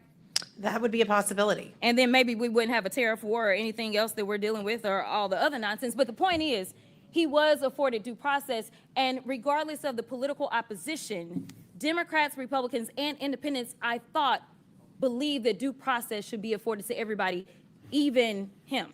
Due process is for everyone. Okay, so the Fifth Amendment doesn't say that it's just for the people that are Americans? It does not. It says anybody on our soil? It's for everyone. Okay, it's pretty simple. I don't know why we are having issues, but I thank you and I will yield. Chair recognizes Dr. Gosar from Arizona. Oh, before I recognize Dr. Gosar, Mr. Palmer has a unanimous consent request. To enter to the record testimony before the Subcommittee of Oversight and Government Reform, Subcommittee on Federal Law Enforcement, from Joseph M. Humeyer, who is. Without objection to order. Mr. Chair, I have unanimous consent. Okay, Ms. Tlaib. Can I please issue into to the record a statement from Senators Chang, Kavanaugh, and Santana and Bayer response to the ICE detention and deportation of Mikel Bogoya Duranto. Without objection to order. Now, Chair recognizes Dr. Gosar from Arizona. Governors, good afternoon. Would you agree that good process builds good policy, builds good politics? Pretty normal, right? Would you agree, Governor Pritzker? Yes, sir. How about you, Governor? I would agree, Also, Congressman. Governor Hochul? I would agree with that. Good. Now, would you support the disclosure of federal fundings to nonprofits, either directly or indirectly? Governor Pritzker? Federal funding of nonprofits, just generally, there is actually nonprofits do report their. Well, they do kind of, because we don't get that. That's all blocked out, okay? But you can't make good decisions if you don't have that. Would you agree? All of it is available, as I understand, publicly, yes. Now I'm going to quote U.S. Supreme Court Associate Justice Louis Brandeis. He said, "In a government of laws, existence of the government will be imperiled if it fails to observe and uphold the law scrupulously. Our government is potent, the omnipresent teacher. For good or for ill, it teaches the whole people by its example. If the government becomes a lawbreaker, it invites contempt for the law. It invites every man to become a law unto himself. It invites anarchy." So do you agree with, Governor Pritzker, do you agree with Louis Brandeis on this quote? How about you, Dr. Walton? I do. It's what the President Trump has done, though. He is the one who has broken the law, and the United States government. Governor Hochul. We follow all the laws, federal and state. Okay, so why would I ask you about nonprofits financing and this quote from Louis Brandeis?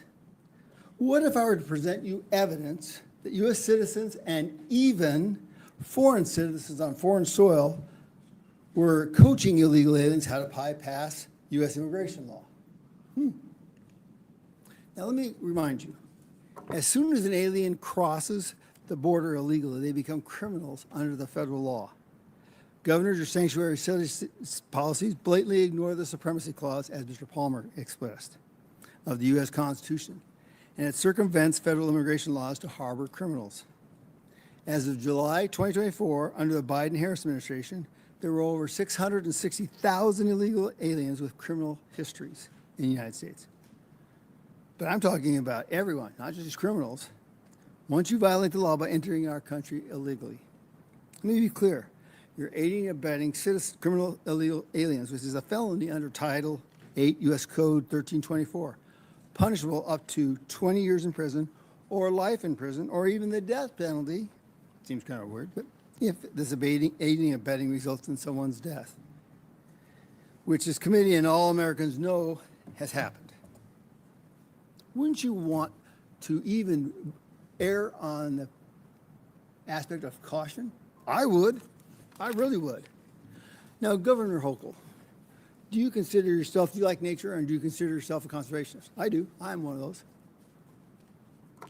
I'm particularly fond of New York State's great state parks, so yes, of course, I love nature. Good. So why would you allow illegal aliens to destroy a National Park Service land at Floyd Bennett Field? Yes, I was there. I got to see it all. But, I mean, even putting people in that process. Well, I would hardly call it a park. It was a place that people used to train for military exercises, But you know what? Somebody found it as a park, right? Did they not? They considered it a national park. It's a park. Okay. Technically, it's under the Department of Interior. Okay. Governor Walz, do you know the estimated size of 2 milligrams? I think generally, yeah. You can barely see it's the tip of a pencil, sharpened pencil at that. And that's a lethal dose of fentanyl, which your running mate, Harris' open border policies welcome to the United States.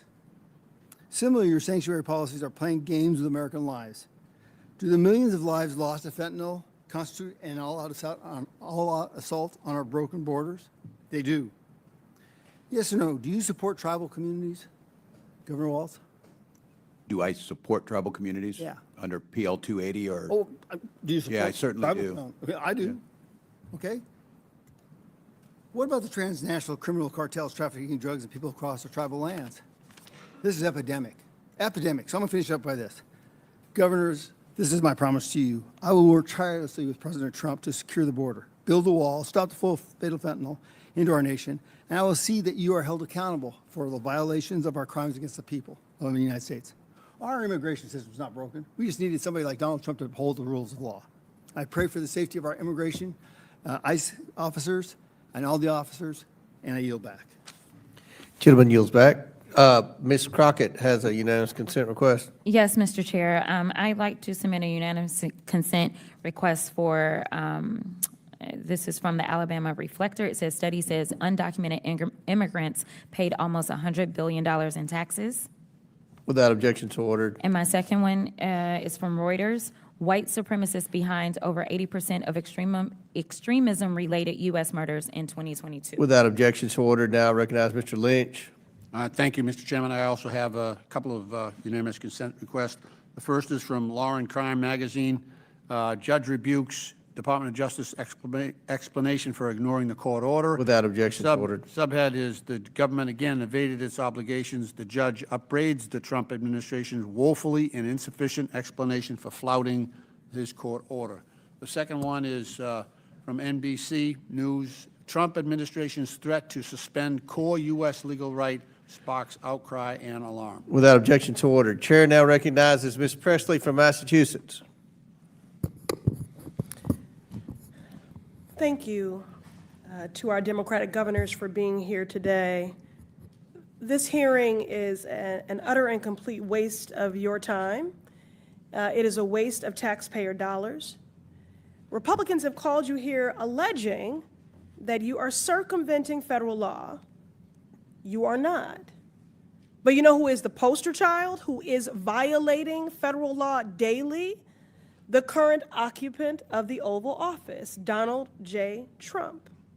To make matters worse, these hardworking governors had to leave their states to be here in a moment when their work is incredibly difficult. Because Donald J. Trump and his accomplices and co-conspirators, who, by the way, Donald Trump doesn't give a damn about your constituents, and he doesn't give a damn about you. He doesn't even respect the seat you hold in Congress as a co-equal branch of government. But Donald Trump and his accomplices, many of whom are in this room, are hell-bent What you want your legacy to be is that you're tearing food away from our babies and medical care from our elders. These Democratic governors have to stand in the gap and figure out how to stretch budgets and modify programs to keep their constituents fed and alive. Constituents like this precious little soul that I wish I didn't have to leave to come be here. Layla, who drew me this rainbow. A 5-year-old who lives with a rare liver disease, had a successful liver transplant at Boston Medical Center. Thank God. She is thriving today. But Layla will need immunosuppressant drugs for the rest of her life that are paid for by Medicaid. And without Medicaid, well, I shudder to think what might happen to Layla. But for sure, a family will at least go bankrupt trying to do everything to keep their baby alive. That's what these governors, that's the situation that they've been put in because you're a big ass ugly bill. And if it comes to pass. And they're dealing with the fallout of this White House pulling federal grants recklessly. Grown men throwing temper tantrums. So again, let me be plain. The Trump administration is breaking the law, not these Democratic governors. Ms. Perryman, how many legal challenges is the Trump administration currently facing? I believe there's over 300 right now. And Ms. Perryman, can you explain how litigation like this has helped to shield and defend vulnerable communities? Absolutely. Without our courts upholding the rule of law and upholding the rights of people, right now there could be federal funds frozen across the country that would endanger things like Head Start and Meals on Wheels and community safety programs, including community safety programs that help prosecutors and help law enforcement in states and communities across the country. The administration has terminated over $800 million in Office of Justice program grants that we are having to challenge in court, and the list goes on and on and on. Thank you, Ms. Perryman. Thank you for your good work. That's right, in case after case, the media might not want you to know, but we are winning. Trump tried to end birthright citizenship, blocked. He tried to shut down asylum, blocked. He tried to defund cities, blocked. And because we are winning in court, Republicans are trying to change the rules to rig the system. Tucked in the big ugly bill the Republicans voted for is a provision, Section 70302, titled Restriction on Enforcement, that would restrict the judiciary from enforcing court orders and holding government officials accountable. This is an intentional and deliberate attempt to undermine the courts so that the Trump administration can break the law with impunity. Republicans, Ms. Perryman, pretend to care about law and order, but this provision is the exact opposite. What message does this send to people who count on the courts to protect their rights? It suggests that the people that voted for the bill don't want the American people protected and that they don't want them to access their courts and access the ability to protect their rights. Don't want the American people protected, that part. Allegedly all in the name of law and order and safety. This is about nothing but power and control and abuse of power and terror, which makes everyone less safe. The shame and the sham of it all. I yield back. Chair recognizes Mr. Grofman from Wisconsin. Thank you. Glad to see we have 3 governors here.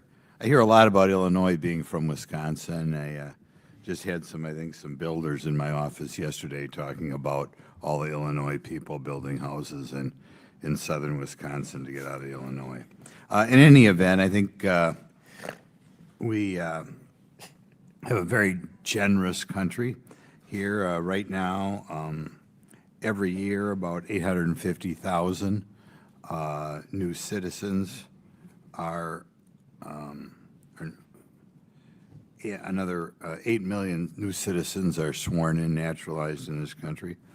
I think we have about another 500,000 people coming in this country on work visas, and a little under that coming in on student visas. So we're very generous about allowing people in this country. I should have said 850,000 new people sworn in. In any event, it's not impossible to get here legally. Nevertheless, we have a lot of people every year overstaying visas or still sneaking across the border.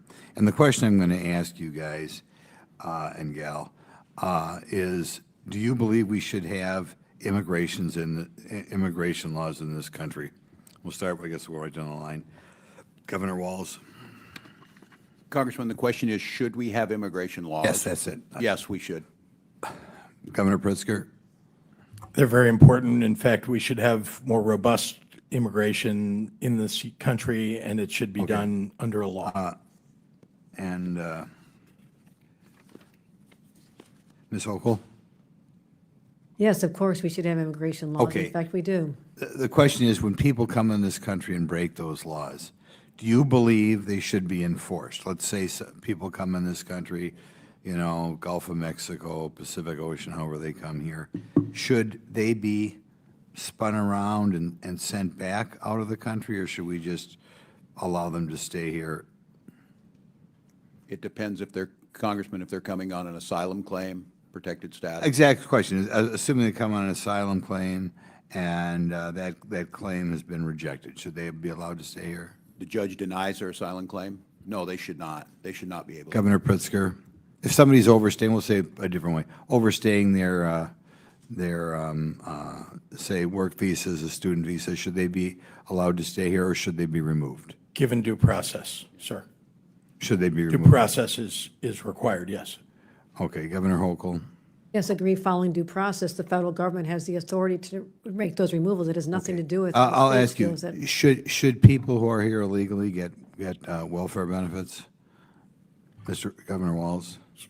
By that, food stamps, low-income housing? Should they get assistance that would be here? Yes. We provide for all of our people in Minnesota. It's one of the reasons. Okay, so your statement is that if somebody comes here, say on an asylum claim, whatever, they should be able to get low-income housing benefits, almost free rent, free food, free health care. That's what you believe? I believe states' rights, and in some states they do. Well, I know that's what you believe we should do. Okay, Mr. Governor Pritzker?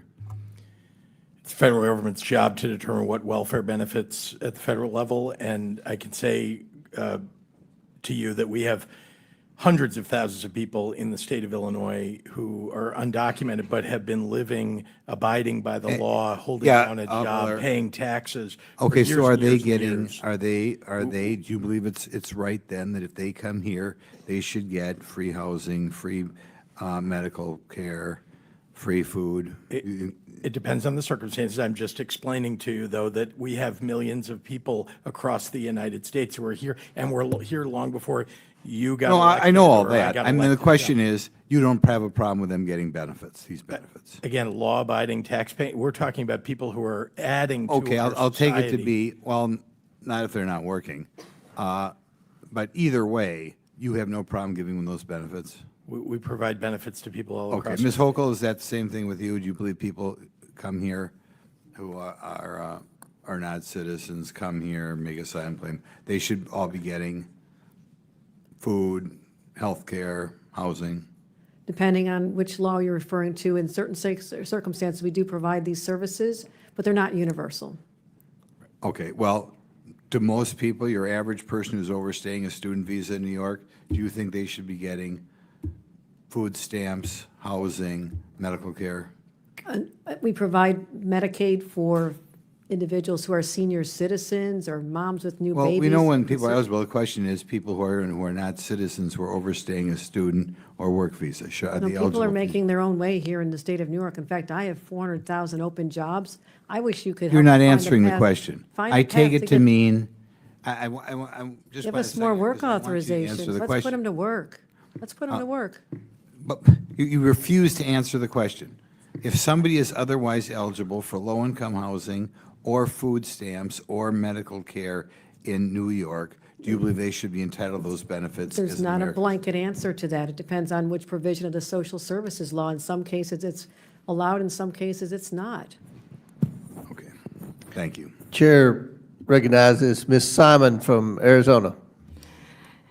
Thank you, Mr. Chair, and I would hope that I am also able to go over my time. I'm sorry, California. Yes, thank you, Mr. Chair, and I, as my colleague did, I hope I am allowed to also go over my time by approximately 45 seconds. Well, I've been very fair.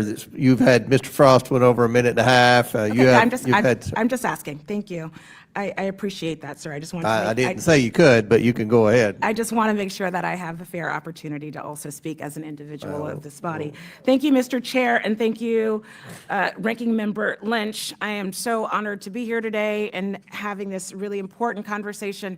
You know, we talked about victim advocacy in this place. Actually, I was a victim advocate. I was at 8133 in San Francisco for many years and had to sit with families who buried their folks, and sitting literally figuring out how to mend together obituaries.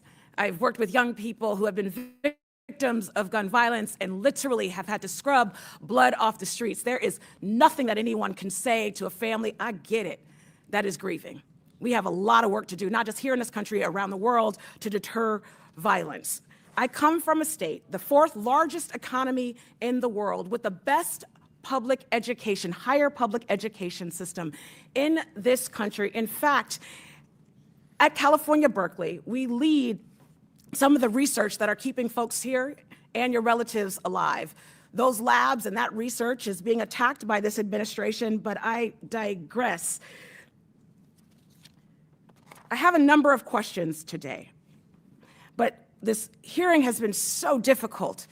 Not only was I a victim advocate for many years, working with folks who had witnessed and who had been victimized by rape, by murder. I also led the Lawyers Committee for Civil Rights of the San Francisco Bay Area that was founded by JFK, and our asylum clinic honored the work of this country by supporting folks who came here escaping tyranny and violence to just be met by an immigration system day after day that spat in their face. I'm thankful to both members of the private bar and our community lawyers who are doing their American duty by supporting people who are leaving tyranny. I have actually one question. I'm concerned that we're deflating the conversation around public safety. It's my understanding that the current administration, and this question goes to you, Ms. Perriman, has deducted or stopped payments of upwards of $1 billion in local public safety funding around the country. With my time remaining, can you talk to us a little bit about this very hypocritical moment in time where we're uplifting public safety and yet we're taking resources away from communities, police departments, community safety leaders, and organizations that are taking guns out of kids' hands? Give us a little bit of the flavor. Talk about what money has been taken away from communities under this administration.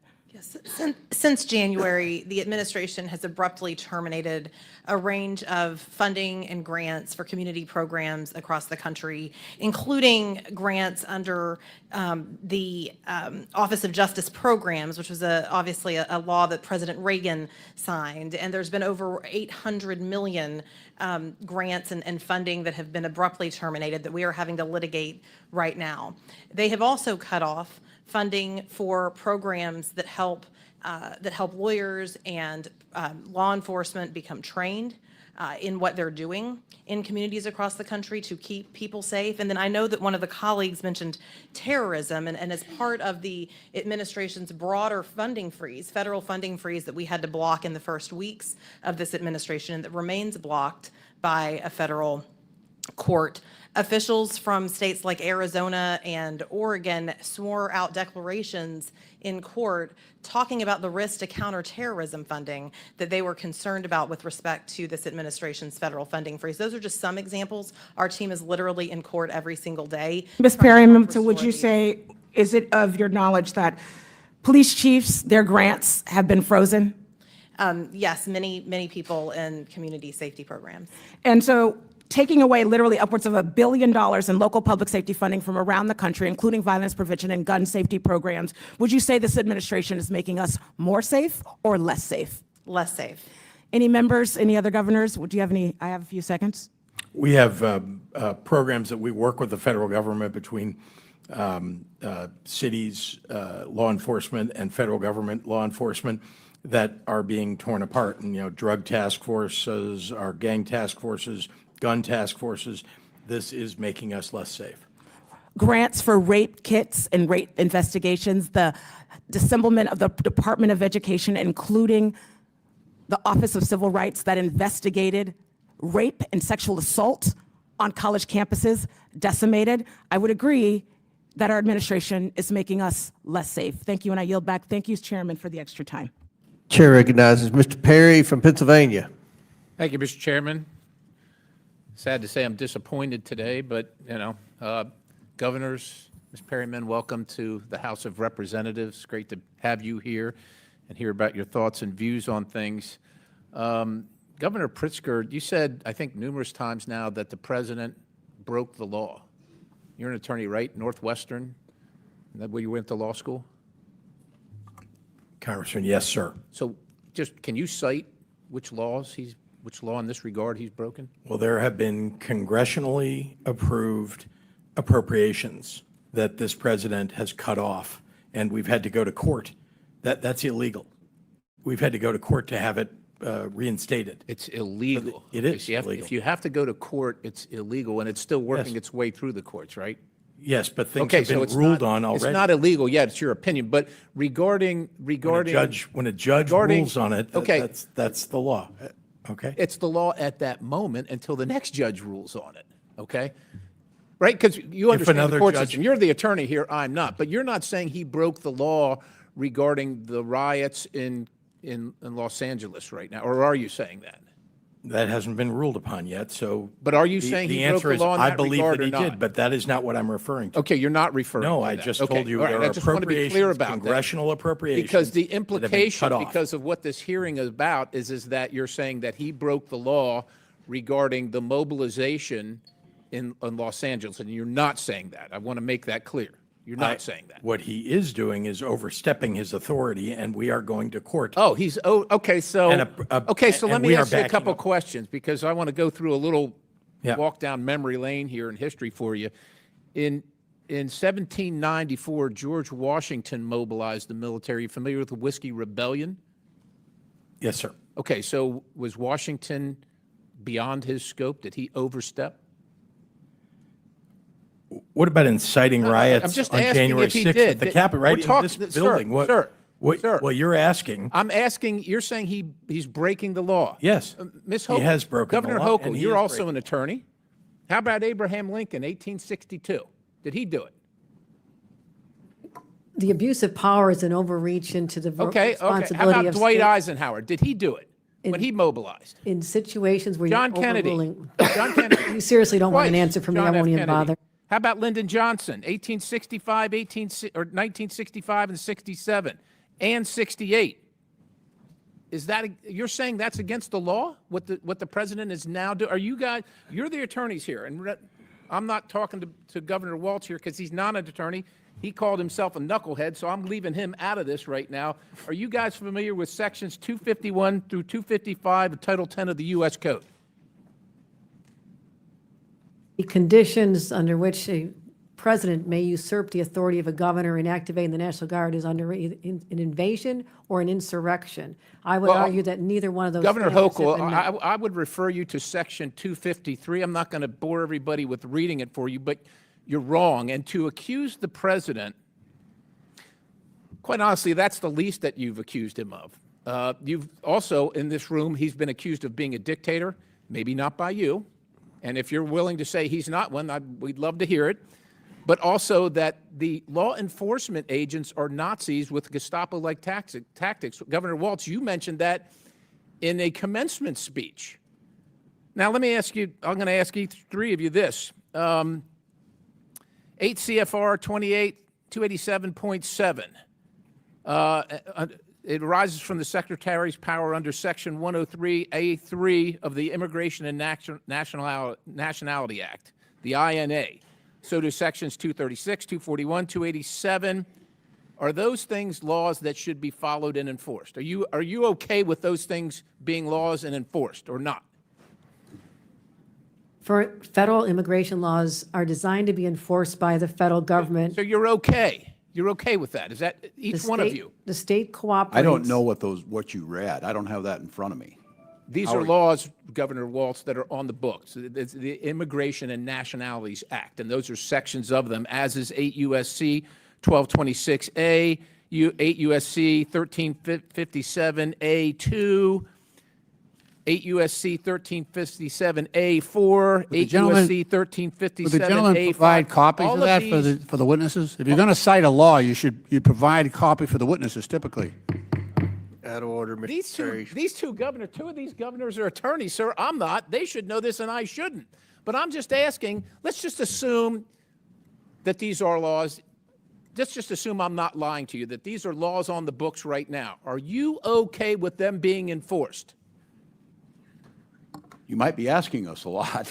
Governors don't get to deal in hypotheticals. Okay, so putting myself as on due the, process these is are followed. laws, these are current laws All on the laws books are due regarding process. immigration and naturalization. We abide by all of those laws. You will abide by Congressman. all these laws? We abide by Okay. federal law. Governor We Hochul, do you by abide? State law. We follow all state and federal laws. Governor Waltz, do you abide? We abide by Is all there laws any of due process. detainer, is there any ICE detainer that you will reject, that you will instruct your law enforcement community or corrections facilities and enforcement community in your states to reject? Any one for any reason? A Every legal jur- ICE detainer under the laws that I just cited? Every jurisdiction in Minnesota follows the law. Every single one? And his gentleman's time's expired, but feel free to answer the question, Governor Waltz. Governor Pritzker? We follow all laws, state. But you don't. That's my point. In You actually Minnesota, don't. there's I want a you to flora say you fauna- will, because we hope you will, but you Well, actually don't, and you haven't, Well, the which is courts- why we the have this courts will horrific determine mess. that. I yield. Chair, Can we allow their witness to answer? That'd be great. Thanks. Chair recognizes Ms. Ansari from Arizona. Thank you, Mr. Chairman. Thank you so much, governors, for being here. I am the proud daughter of immigrants who fled an authoritarian regime, and it is especially devastating as a first-generation American to watch Donald Trump's reckless, cruel, and radical policies transform this country into an authoritarian regime. Mr. Perry just mocked us for referring to Donald Trump as a dictator, so let's run through the list. Donald Trump has, since he was inaugurated, pardoned violent January 6 insurrectionists. Dictator. Defied Supreme Court orders and attacked the judiciary. Dictator. Unilaterally abolished congressionally chartered federal agencies. Dictator. Attacked the free press. Sounds like a dictator. Kidnapped people off of the streets and deported them to foreign prisons without due process. Sounds like a dictator. Defunded higher education. Dictator. Threatened law firms and the legal profession. Dictator. This weekend, he is spending tens of millions of dollars to host a massive military parade for his birthday. Is this North Korea? On top of all of that, our twice impeached president with a 34-count convicted felony president who is not a king has deployed the active duty military in American cities, and he has spent $134 million to do so. He has their guns trained on American citizens without the consent of local authorities or the state's governor to purposefully generate chaos and provoke a reaction. Meanwhile, we have Republicans on this side of the aisle asking governors of states about bathrooms. Like, this is the most dystopian, horrific episode of Black Mirror that I have ever seen.